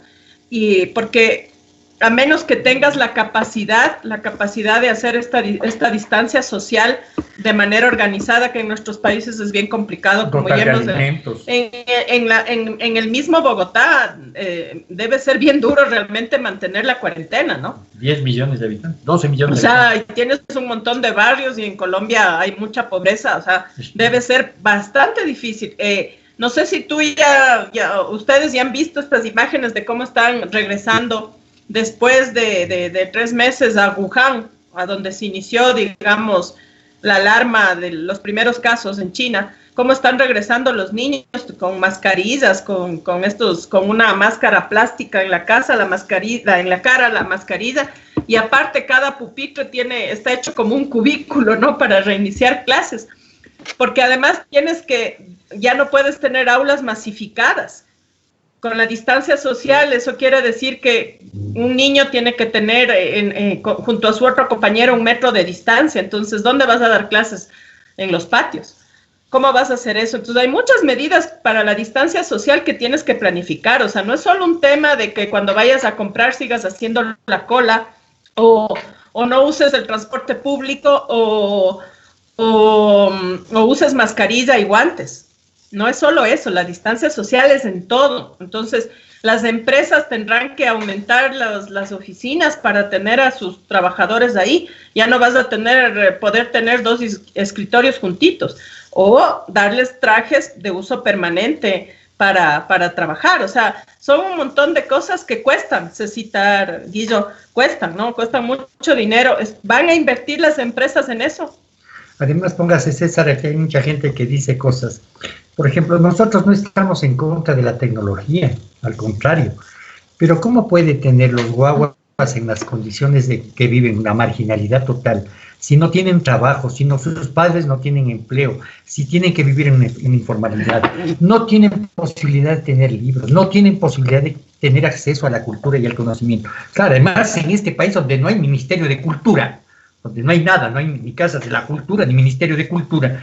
Entonces, no es que estamos en contra de que la gente no coja la computadora, cierto, sería interesante, pero además que tenga las computadoras, que ya esté el trabajo, de acuerdo, pero en ciertas actividades. En la educación es muy jodido porque la formación de la criatura se da en el contacto con la naturaleza, con la vida, con los otros compañeros, en la juventud con las jorgas, con las galladas, en el barrio, en el fútbol.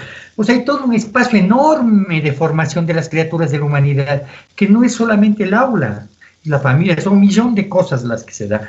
No estamos en contra de la tecnología, pero esta tecnología tampoco llega a este país más que lo que les conviene. ¿Dónde está la tecnología en este país? ¿Dónde están los centros de investigación universitarios?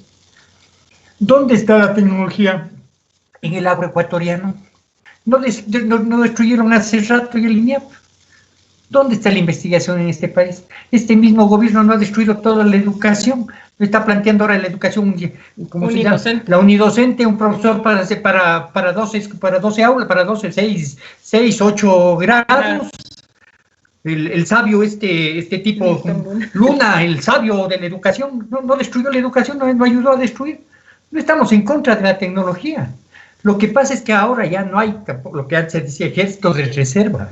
Ahora tenemos unos pocos que trabajan, inclusive. Mientras más tecnología hay, van a haber cantidad de gente que les despidan. Entonces, los otros que ya no tienen acceso al trabajo, ¿qué van a hacer la población si no tiene acceso al trabajo por el desarrollo de la tecnología? No se olviden que hay un tema gravísimo. Además, se dice que además va a crecer la propia ciencia, y el conocimiento de la ciencia ha permitido que este rato el promedio de vida de los seres humanos sean 80, 90 años. Dicen que para el 2030 ya podrán ser 120, 150 años de vida. El compañero, el literato Saramago, el sabio Saramago, el portugués, decía, se han preguntado a la gente vieja si quieren vivir 150 años, ¿no? Y además, ¿con qué seguridad social se va a pagar eso si cada vez hay menos gente trabajando? Las máquinas no pagan seguridad social. Entonces, cada vez hay más máquinas, menos gente que aporta al seguro, por lo tanto hay menos gente, menos recursos para sostener a la población vieja. No estamos en contra de la ciencia, del conocimiento, pero que la ciencia y el conocimiento sirva realmente para el desarrollo de la ciencia, la agricultura, la universidad, la investigación. Saben no para que solo lo que recién acaba de hablar Lenin Moreno en cadena, de las tantas, ¿no? Y simplemente ratifica que desde el 4 empieza nuevamente a haber actividad, bueno, con una serie de medidas. Le ponen como buenas noticias para el Ecuador. Entonces, dentro de las buenas noticias, que ha hablado con Trump y que le ha ofrecido ayuda, que por ahí le han ofrecido unos 300 millones para las pymes.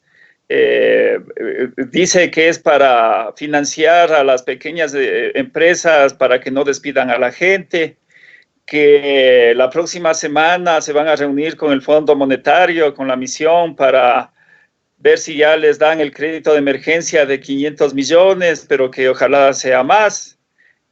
O sea, prácticamente lo mismo. Bueno, lo nuevo. A los tiempos que no le culpa a Correa hoy. Eso es lo que más me sorprendió. Entonces no sé qué es lo que está pasando, pero sí fue lo más extraño de Moreno, digamos, en una de sus tantas cadenas. Terrible. Terrible que sea el mejor amigo de un ignorante que manda a curarse con baños de sol y a inyectarse desinfectantes. Con pastillas de desinfectantes. Yo quisiera ver a él tragándose un Pinoclin. De detergente, Cecita. Esas pastillas que pones en la lavadora de los platos cuando con tienes sello rojo nomás quisiera ver que se pegue, pues. Para ver si se le destapa un poco. Si se le desinfecta. Aquí podríamos curar a toda la población porque tenemos sol 365 días al año. Pero bueno, pero eso yo me temía que no vaya a decir en la cadena de que van a comprar Pinoclin. Ponte que decía que iban a comprar Pinoclin siguiendo las instrucciones de Trump. Se toma Lisol. Eso. Se aspira. Claro. Entre las cosas que aspira, capaz que se aspiró la Lysol y por eso sigue peor el tipo, pero... Oigan, pero sí se han dado cuenta, y para la gente que nos escucha, sí se han dado cuenta que Ecuador y Estados Unidos son los peores países en América que han manejado la situación del COVID-19. Y son justamente los dos países que destruyeron la salud pública. Porque Donald Trump acabó con el Obamacare, con ese programa que dejó Obama, y acá acabó con la salud que estaba empezando a caminar del gobierno anterior de Correa. Si ven que los dos países son los países que han destruido la salud pública y a los dos países que les está yendo peor. Y para no quedar mal, el señor Trump, claro, le acusa a China y el señor Lenín Moreno hace lo mismo que hace Trump. O sea, seguirle la corriente a la estupidez. Donald Trump escribió un tuit en la mañana, David Villamar lo pone, un tuit en la mañana donde dice que ha hablado con Moreno y que son grandes amigos y la ayuda y no sé qué, y ya borró el tuit. Claro, dice que... O sea, y la negación, así, ese servilismo, esa idolatría de Moreno y todo su gobierno hacia los Estados Unidos, queda así, con tu comentario, César, en una evidencia así abrumadora, ¿no? De realmente seguir al pie de la letra la receta que está aplicando Donald Trump.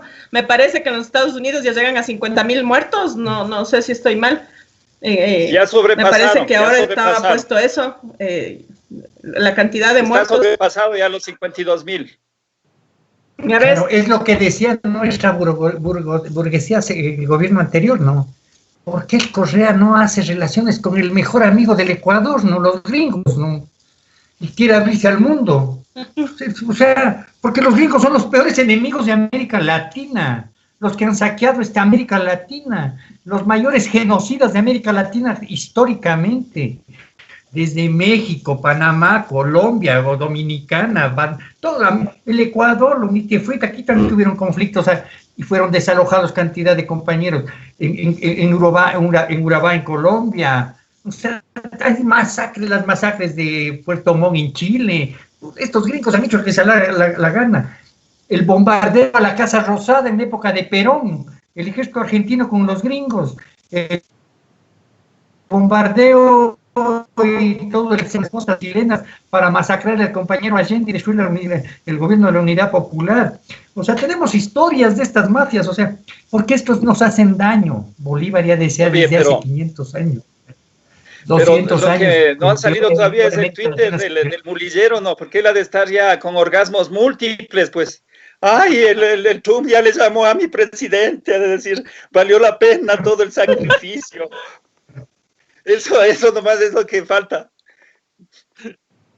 Y no me sorprendería que ya mismo ponga un Twitter así. O sea, y en los Estados Unidos las víctimas, además, las víctimas mortales, en su gran mayoría son los latinos, ¿no?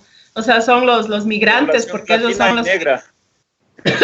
los que además viven en condiciones de hacinamiento, son los que para ganar trabajan durísimo, recorren grandes distancias.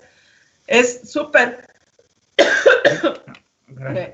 grave lo que pasa en los Estados Unidos. Por eso yo decíamos en el programa, ¿recuerdas, Guido, que yo te decía que ahí también, yo creo que la izquierda también tiene que empezar a dejar de estas cosas del marketing político, a dejar estas cosas de solo pensar en ganar elecciones, porque mientras no se formen organizaciones populares más sólidas, no se hagan tejidos populares sólidos, estructurados, va a ser bien difícil seguirle enfrentando a la derecha así, pensando solo en ganar elecciones, ¿no? Yo creo que si realmente se hubiera trabajado en eso, se hubiera podido por lo menos ayudar a mucha gente que está en condiciones críticas, en condiciones económicas críticas, se hubieran podido armar redes de apoyo al menos, y eso hubiera sido para aquellos que solo les quieren que solo piensan en elecciones, hubiera sido muchos puntos y muchos votos, ¿no? Yo creo que ahí también hay que hacer un análisis, porque nosotros sabemos que la derecha tiene los medios, tiene el dinero, o sea, de hecho, en esta pandemia mandan en el avioncito a traer a un asesor para el otro solo es foto, y no puede regresar mucha gente que está varada, porque los vuelos que vienen de gente que se quedó fuera, de compatriotas nuestros en otros países del mundo, no son, es más, no son vuelos humanitarios. Fíjate que esa corrección te hacen en los mismos consulados del Ecuador en otros países. Te dicen que son vuelos de repatriación porque tú tienes que costearte todo. Entonces la gente viene, tiene que pagar $3,000 y además tienes que pagar los $1,500 del hotel, donde te tienes que quedar a hacer la cuarentena. Entonces, no es que, o sea, en todo, tú ves, en toda este frenteo, entre comillas, de la crisis, lo único que han hecho han sido lucrar más a costa de la gente. O sea, negociados en las mascarillas, negociados en los insumos médicos, negociados en los vuelos de repatriación, utilización de fondos públicos para atraer asesores. Ahora mismo César comentaba lo del vuelo de Carlos Vera, que defiende con uñas y dientes a este desgobierno que nos mata todos los días, y ya está en Quito. Cuando que ha venido por tierra, dice. Que ha venido por tierra, dice. ¿Pero qué tiene él para movilizarse? Sí, o sea, ¿cuál es su, digamos, su función para tener un salvoconducto si se supone que los salvoconductos son solo para funciones que sean indispensables? ¿Cuál es la función de este señor para que le den un salvoconducto? ¿No? Entonces, ahí tú te pones a ver cómo... ¿No será que el gobierno como inventa toda... Espérame, Guido, como el mismo gobierno atenta y viola todo lo que ellos mismos dicen que los ecuatorianos debemos hacer. ¿Quién fomenta la indisciplina? Desde ahí, desde una cosita así. Ilegalidad, ¿no?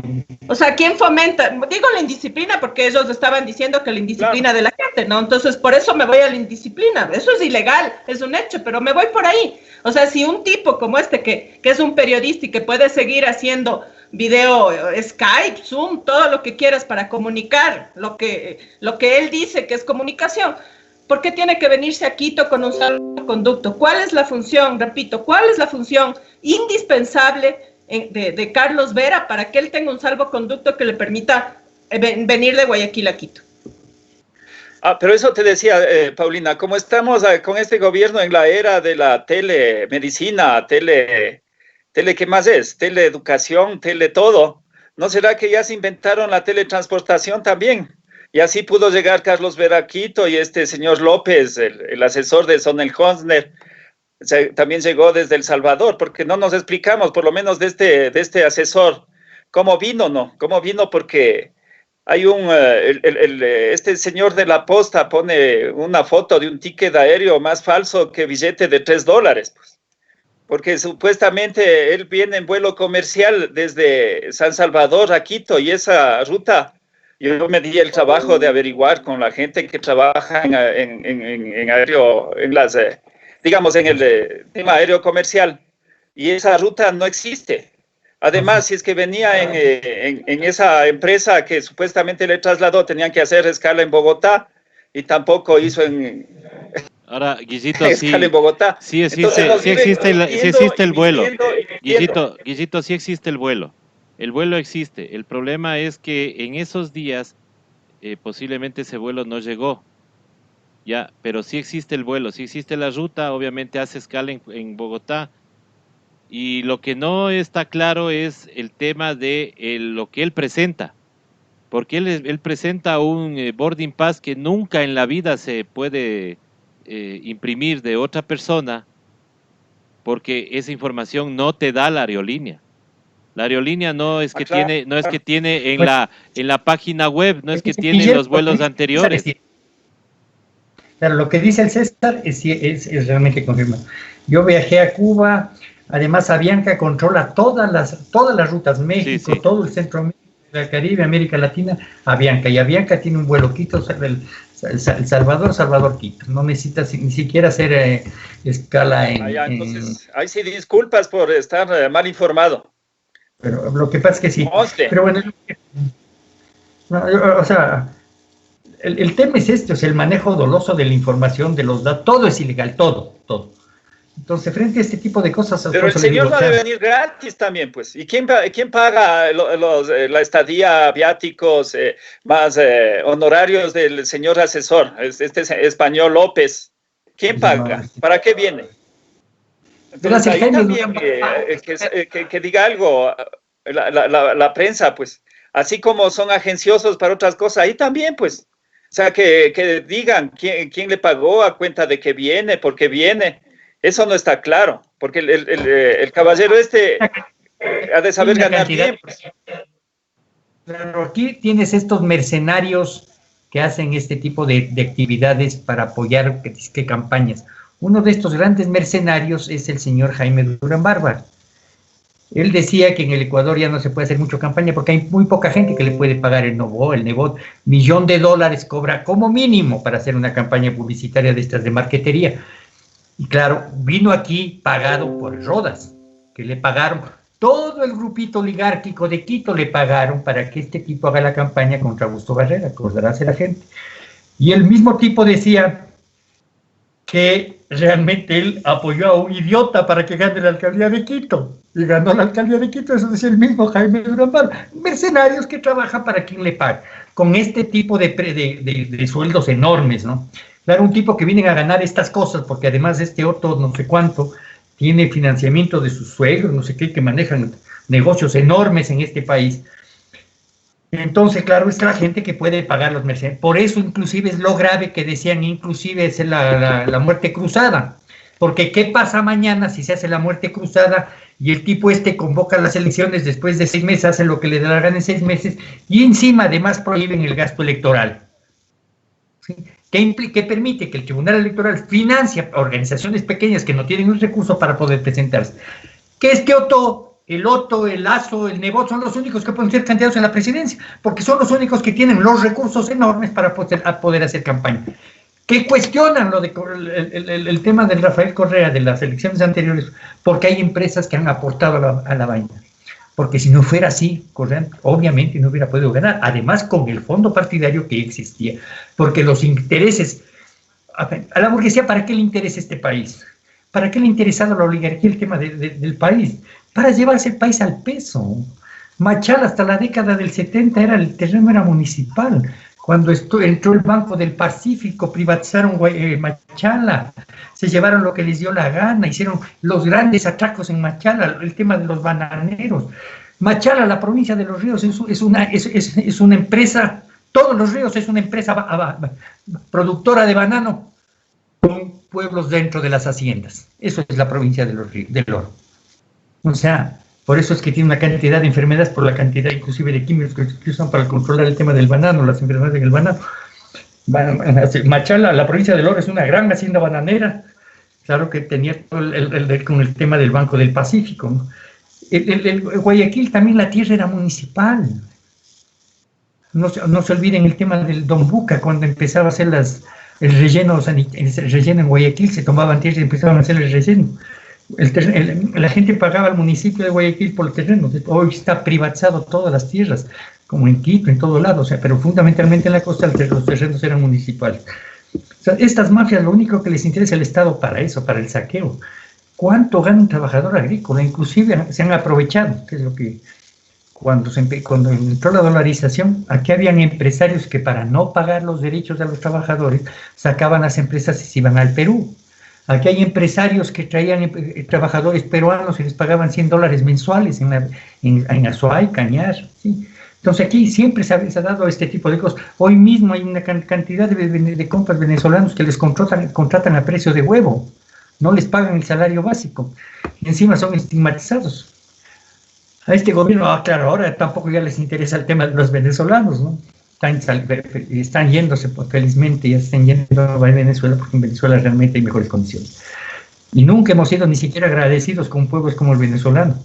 Cuando el Ecuador estuvo en una crisis enorme en la década del 60 por el tema de la sequía en Loja, en Manabí, 500,000 de ecuatorianos fueron a vivir a Venezuela. En Venezuela tenemos 500,000 de ecuatorianos. Y las mafias colombianas, los paramilitares, los narcos que controlan el gobierno colombiano, deberían agradecer al pueblo colombiano, al pueblo venezolano. Tienen 6 millones de colombianos viviendo en Venezuela. El 25% de la población es colombiana. Venezuela acogió a toda esta cantidad de gente. Pero por eso digo, a esta gente no les interesa el país. A ninguno de estos ya van a verlo en campaña. Toda la campaña va a ser cómo han dado caridad, cómo han hecho con los regalitos, cómo ya no son amigos de Bono. Como todos estos agentes del gobierno gringo, de la CIA norteamericana, el servicio, muchos irán a vivir en los Estados Unidos porque va a ser bien jodido que se queden en este país. Algunos otros lanzarán partiditos de candidatos. Yo creo que los 3 partidos de Moreno, ninguno va a presentar candidatos, porque tiene Alianza País y 2 partidos de los hermanos, ninguno va a presentar candidatos. Entonces yo creo que esto va a ser, después de todo esto, realmente va a haber un proceso de sanidad impresionante en el Ecuador y en el mundo. Yo espero que Trump no sea reelegido realmente en los Estados Unidos, ¿no? Con todo el daño que ha hecho ese pueblo, ¿no? Yo me digo, ¿qué pasaría si este tipo, si Moreno es presidente, si tuviéramos la bomba atómica en el Ecuador, qué pasaría con este tipo, no?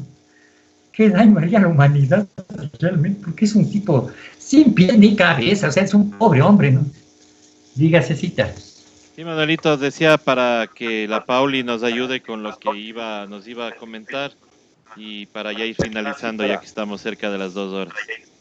Y además ya tenemos que enlazarnos con nuestros compañeros de Hechos de Ecuador. Sí, Cecita, yo quería decirles a los amigos, de todos modos, el martes en Ruta Ciudadana también vamos a ampliar, pero yo quisiera decirles a la audiencia que vayan implementando medidas, ¿no? En la medida de sus posibilidades, obviamente, sabiendo que no es fácil, y también conversando con la gente que tienen cerca, con la gente que tienen relación, que a lo mejor no puede tener acceso a redes sociales y todo. El tema de que va a tocar usar para la distancia social los guantes, las mascarillas, el rato que regresen de los sitios de trabajo, los sitios de venta, es importante que la gente llegue directo realmente a tomar una ducha. Sabemos que el tema del agua y todo es complicado, pero realmente eso es súper importante. Los zapatos ya no pueden, vamos a tener que aprender esa costumbre de los asiáticos de dejar los zapatos afuerita o de poner y realmente caminar en medias. Además, por un lado va a ser bueno porque se va a ensuciar menos la casa. Lavado de manos permanentemente, ¿no? Pero no como el gobierno. Incluso cuando uno llega de la calle, se recomienda no solo bañarse, sino también lavarse los dientes, ¿no? Lavarse los dientes con pasta dental, con lo que puedas, pero realmente cepillarse los dientes con agua corriente.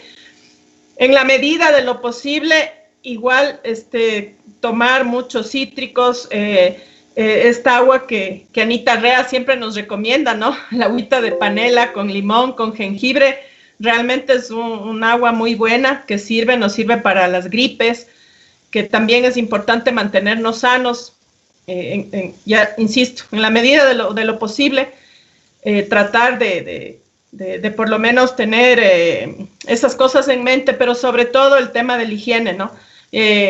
Recordar que va a ser bien difícil que se implemente esta distancia social de 2 metros de distancia. Yo lo veo bien complicado. Entonces eso implica que vamos a estar sin esa distancia. Entonces tenemos que llegar a la casa e implementar esas medidas, ¿no? Esas medidas de lavarnos la mano apenas llegamos, de preferencia aprender a llegar a la casa y tomar la ducha, no salir duchándonos, sino regresar y tomar la ducha para mantener nuestra casa sin el riesgo de contaminación, cocinar bien los alimentos, lavar muy, muy bien las frutas. Yo creo que eso es súper importante tenerlo en mente. No es recomendable, a veces la gente cree que usando cloro por todo lado, el cloro tiene una implicación, a veces daña la mucosa nasal, es muy fuerte, y cuando las mucosas, o sea, el tejido que tenemos dentro de la fosa nasal, dentro de la boca, se seca, se lesiona, también puede llegar, no solo el virus del coronavirus, una gripe, ¿no? Es importante también entender esto.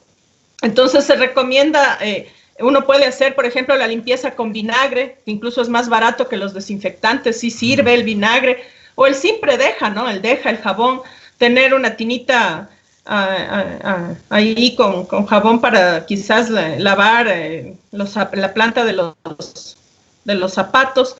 Pero si no, lo mejor realmente es dejar los zapatos fuera de casa, llegar directo a la ducha, lavarnos la boca, ponernos la ropa con que estamos en casa y tenemos esa tranquilidad. El tema de los alimentos, igual, insistir en que hay que lavar bien las frutas, lo que compren, lavar bien.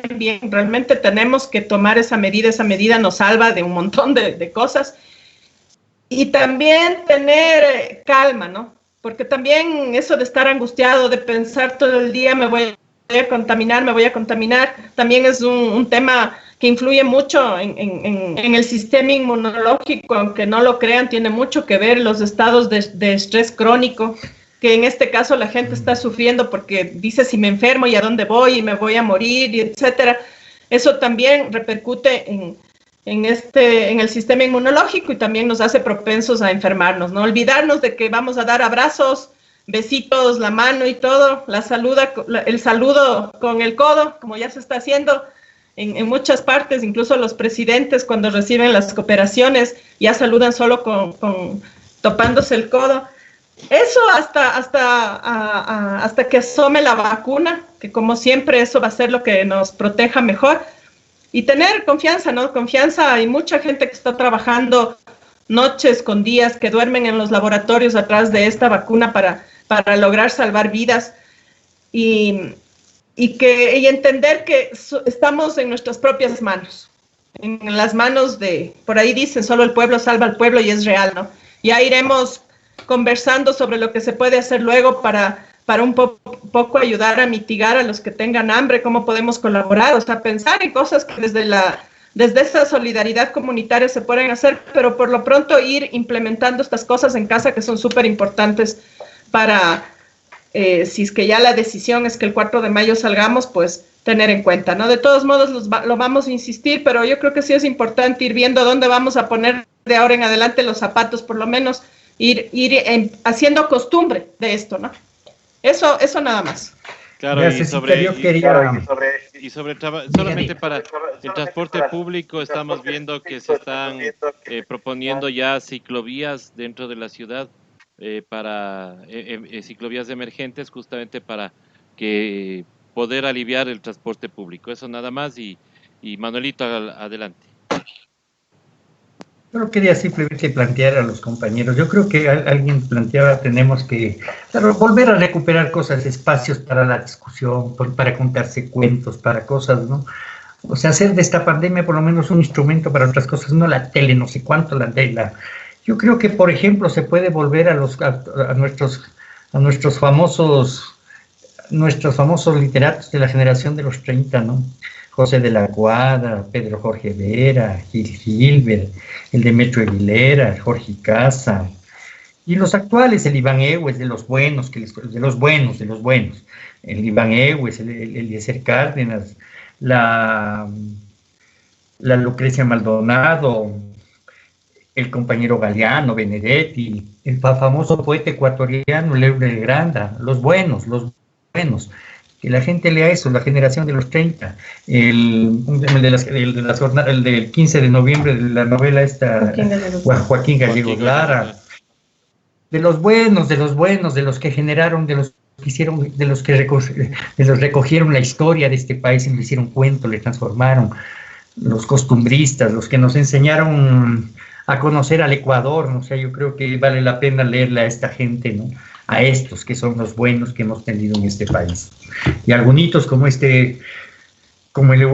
Benedetti, Galeano, el mismo García Márquez, el colombiano, hay gente buena que podríamos en estos días leer y recuperar un espacio importante de la historia de este país a través de la literatura, que es bonita, ¿no? Además, que esto podríamos leer, porque además muchos de estos son pequeños cuentos, ¿no? Pequeños, cortos cuentos, que podrían hacerse en contertulio, en las familias, en cosas para empezar a superar y darnos más fuerza, más cosas para poder avanzar y saber que lo que tenemos que hacer es bastantes cosas importantes todavía en la vida y para transformar realmente, seriamente este país. Yo me despido, un abrazo Cecita, Guillermo, Paulina, compañeros, amigos de este programa. Yo también les quiero leer una cosita más para que se quede, Guido, solo es una cosa rápida, realmente es un titular, pero para que vean cómo pese a que son países neoliberales, ¿no? Gobiernos neoliberales, Francia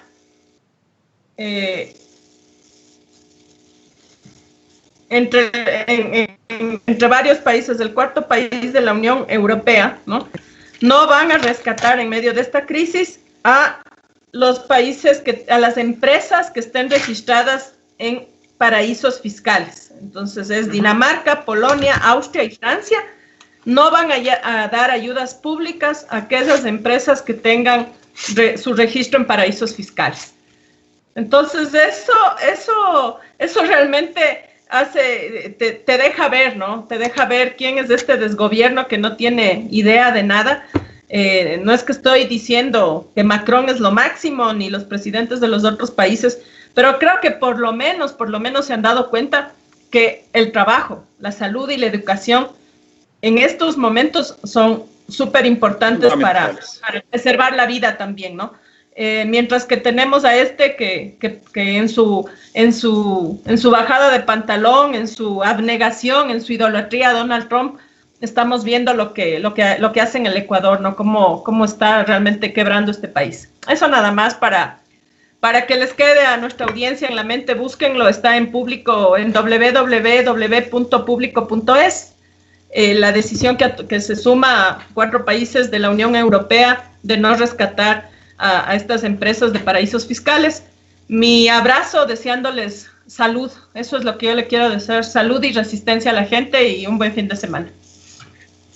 Sí, yo también ya para despedirme, abonando a lo que dice Paulina, acá en cambio para ser alto funcionario del gobierno y sobre todo para manejar las finanzas públicas, más bien es requisito tener plata en paraísos fiscales, como el mismo ministro de Economía o el subsecretario, ni se diga, el mismo vicepresidente.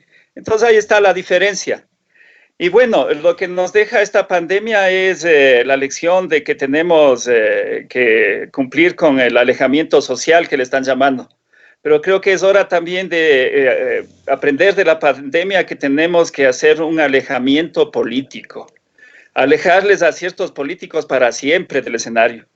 Ojalá que eso también consigamos como una lección de la pandemia. A toda la audiencia, muchas gracias. Se han conectado sobre las 7,000 personas, han estado con nosotros. Y bueno, seguir adelante, desearles mucha fuerza. Solidarizarnos una vez más con la gente de Guayaquil especialmente, pero igual con el resto del país, porque el fallecimiento de personas por el coronavirus está en todo el Ecuador. Sí, bueno, yo solamente para terminar también 3 cositas. La señora que estaba viva y que su familia pensó que estaba muerta, su nombre es Albita Maruri, de 74 años. Es un milagro, igual que, pues digo, puede ser también catalogado como milagro la cura de la señora Cintia Viteri, por ejemplo. Pero esto pues tiene que ir a una investigación mucho más amplia, ¿no? Porque tampoco se puede quedar con que las cenizas que les entregaron a los familiares queden sin identificación. O sea, por respeto a los familiares de muchos de los fallecidos, se debe dar con quién era la persona. Bueno, eso por un lado. Por otro lado, pues confirmar que hay muchos más fallecidos. Miren que ahora ya el drama de los fallecimientos ha llegado inclusive a la familia del banquero Lazo. Sabemos que su hermano mayor, Enrique Lazo, pues ha fallecido también. Nuestro mensaje empezar a la familia. Obviamente nosotros, como siempre hemos dicho, nosotros en estos temas de fallecimientos, pues alejamos la politiquería, alejamos cualquier comentario extra. Siempre saludamos a Javier Lazo, que es el periodista, y en este caso al banquero, que es su hermano mayor, es el que ha fallecido el día de hoy. Y también comunicarles a todas las personas que nos estamos enlazando en estos momentos a la señal de Hechos de Ecuador para una entrevista que va a tener el doctor Augusto Tandazo y algunos otros invitados de este programa. Como siempre, nosotros estaremos haciendo conexión con todas las plataformas de comunicación alternativa mientras podamos. Muchísimas gracias a todos. Pauli, Manuelito, Guillo, muchísimas gracias y hasta el día lunes, que tenemos programa con más entrevistas en otras voces. ¿Dónde es ese programa?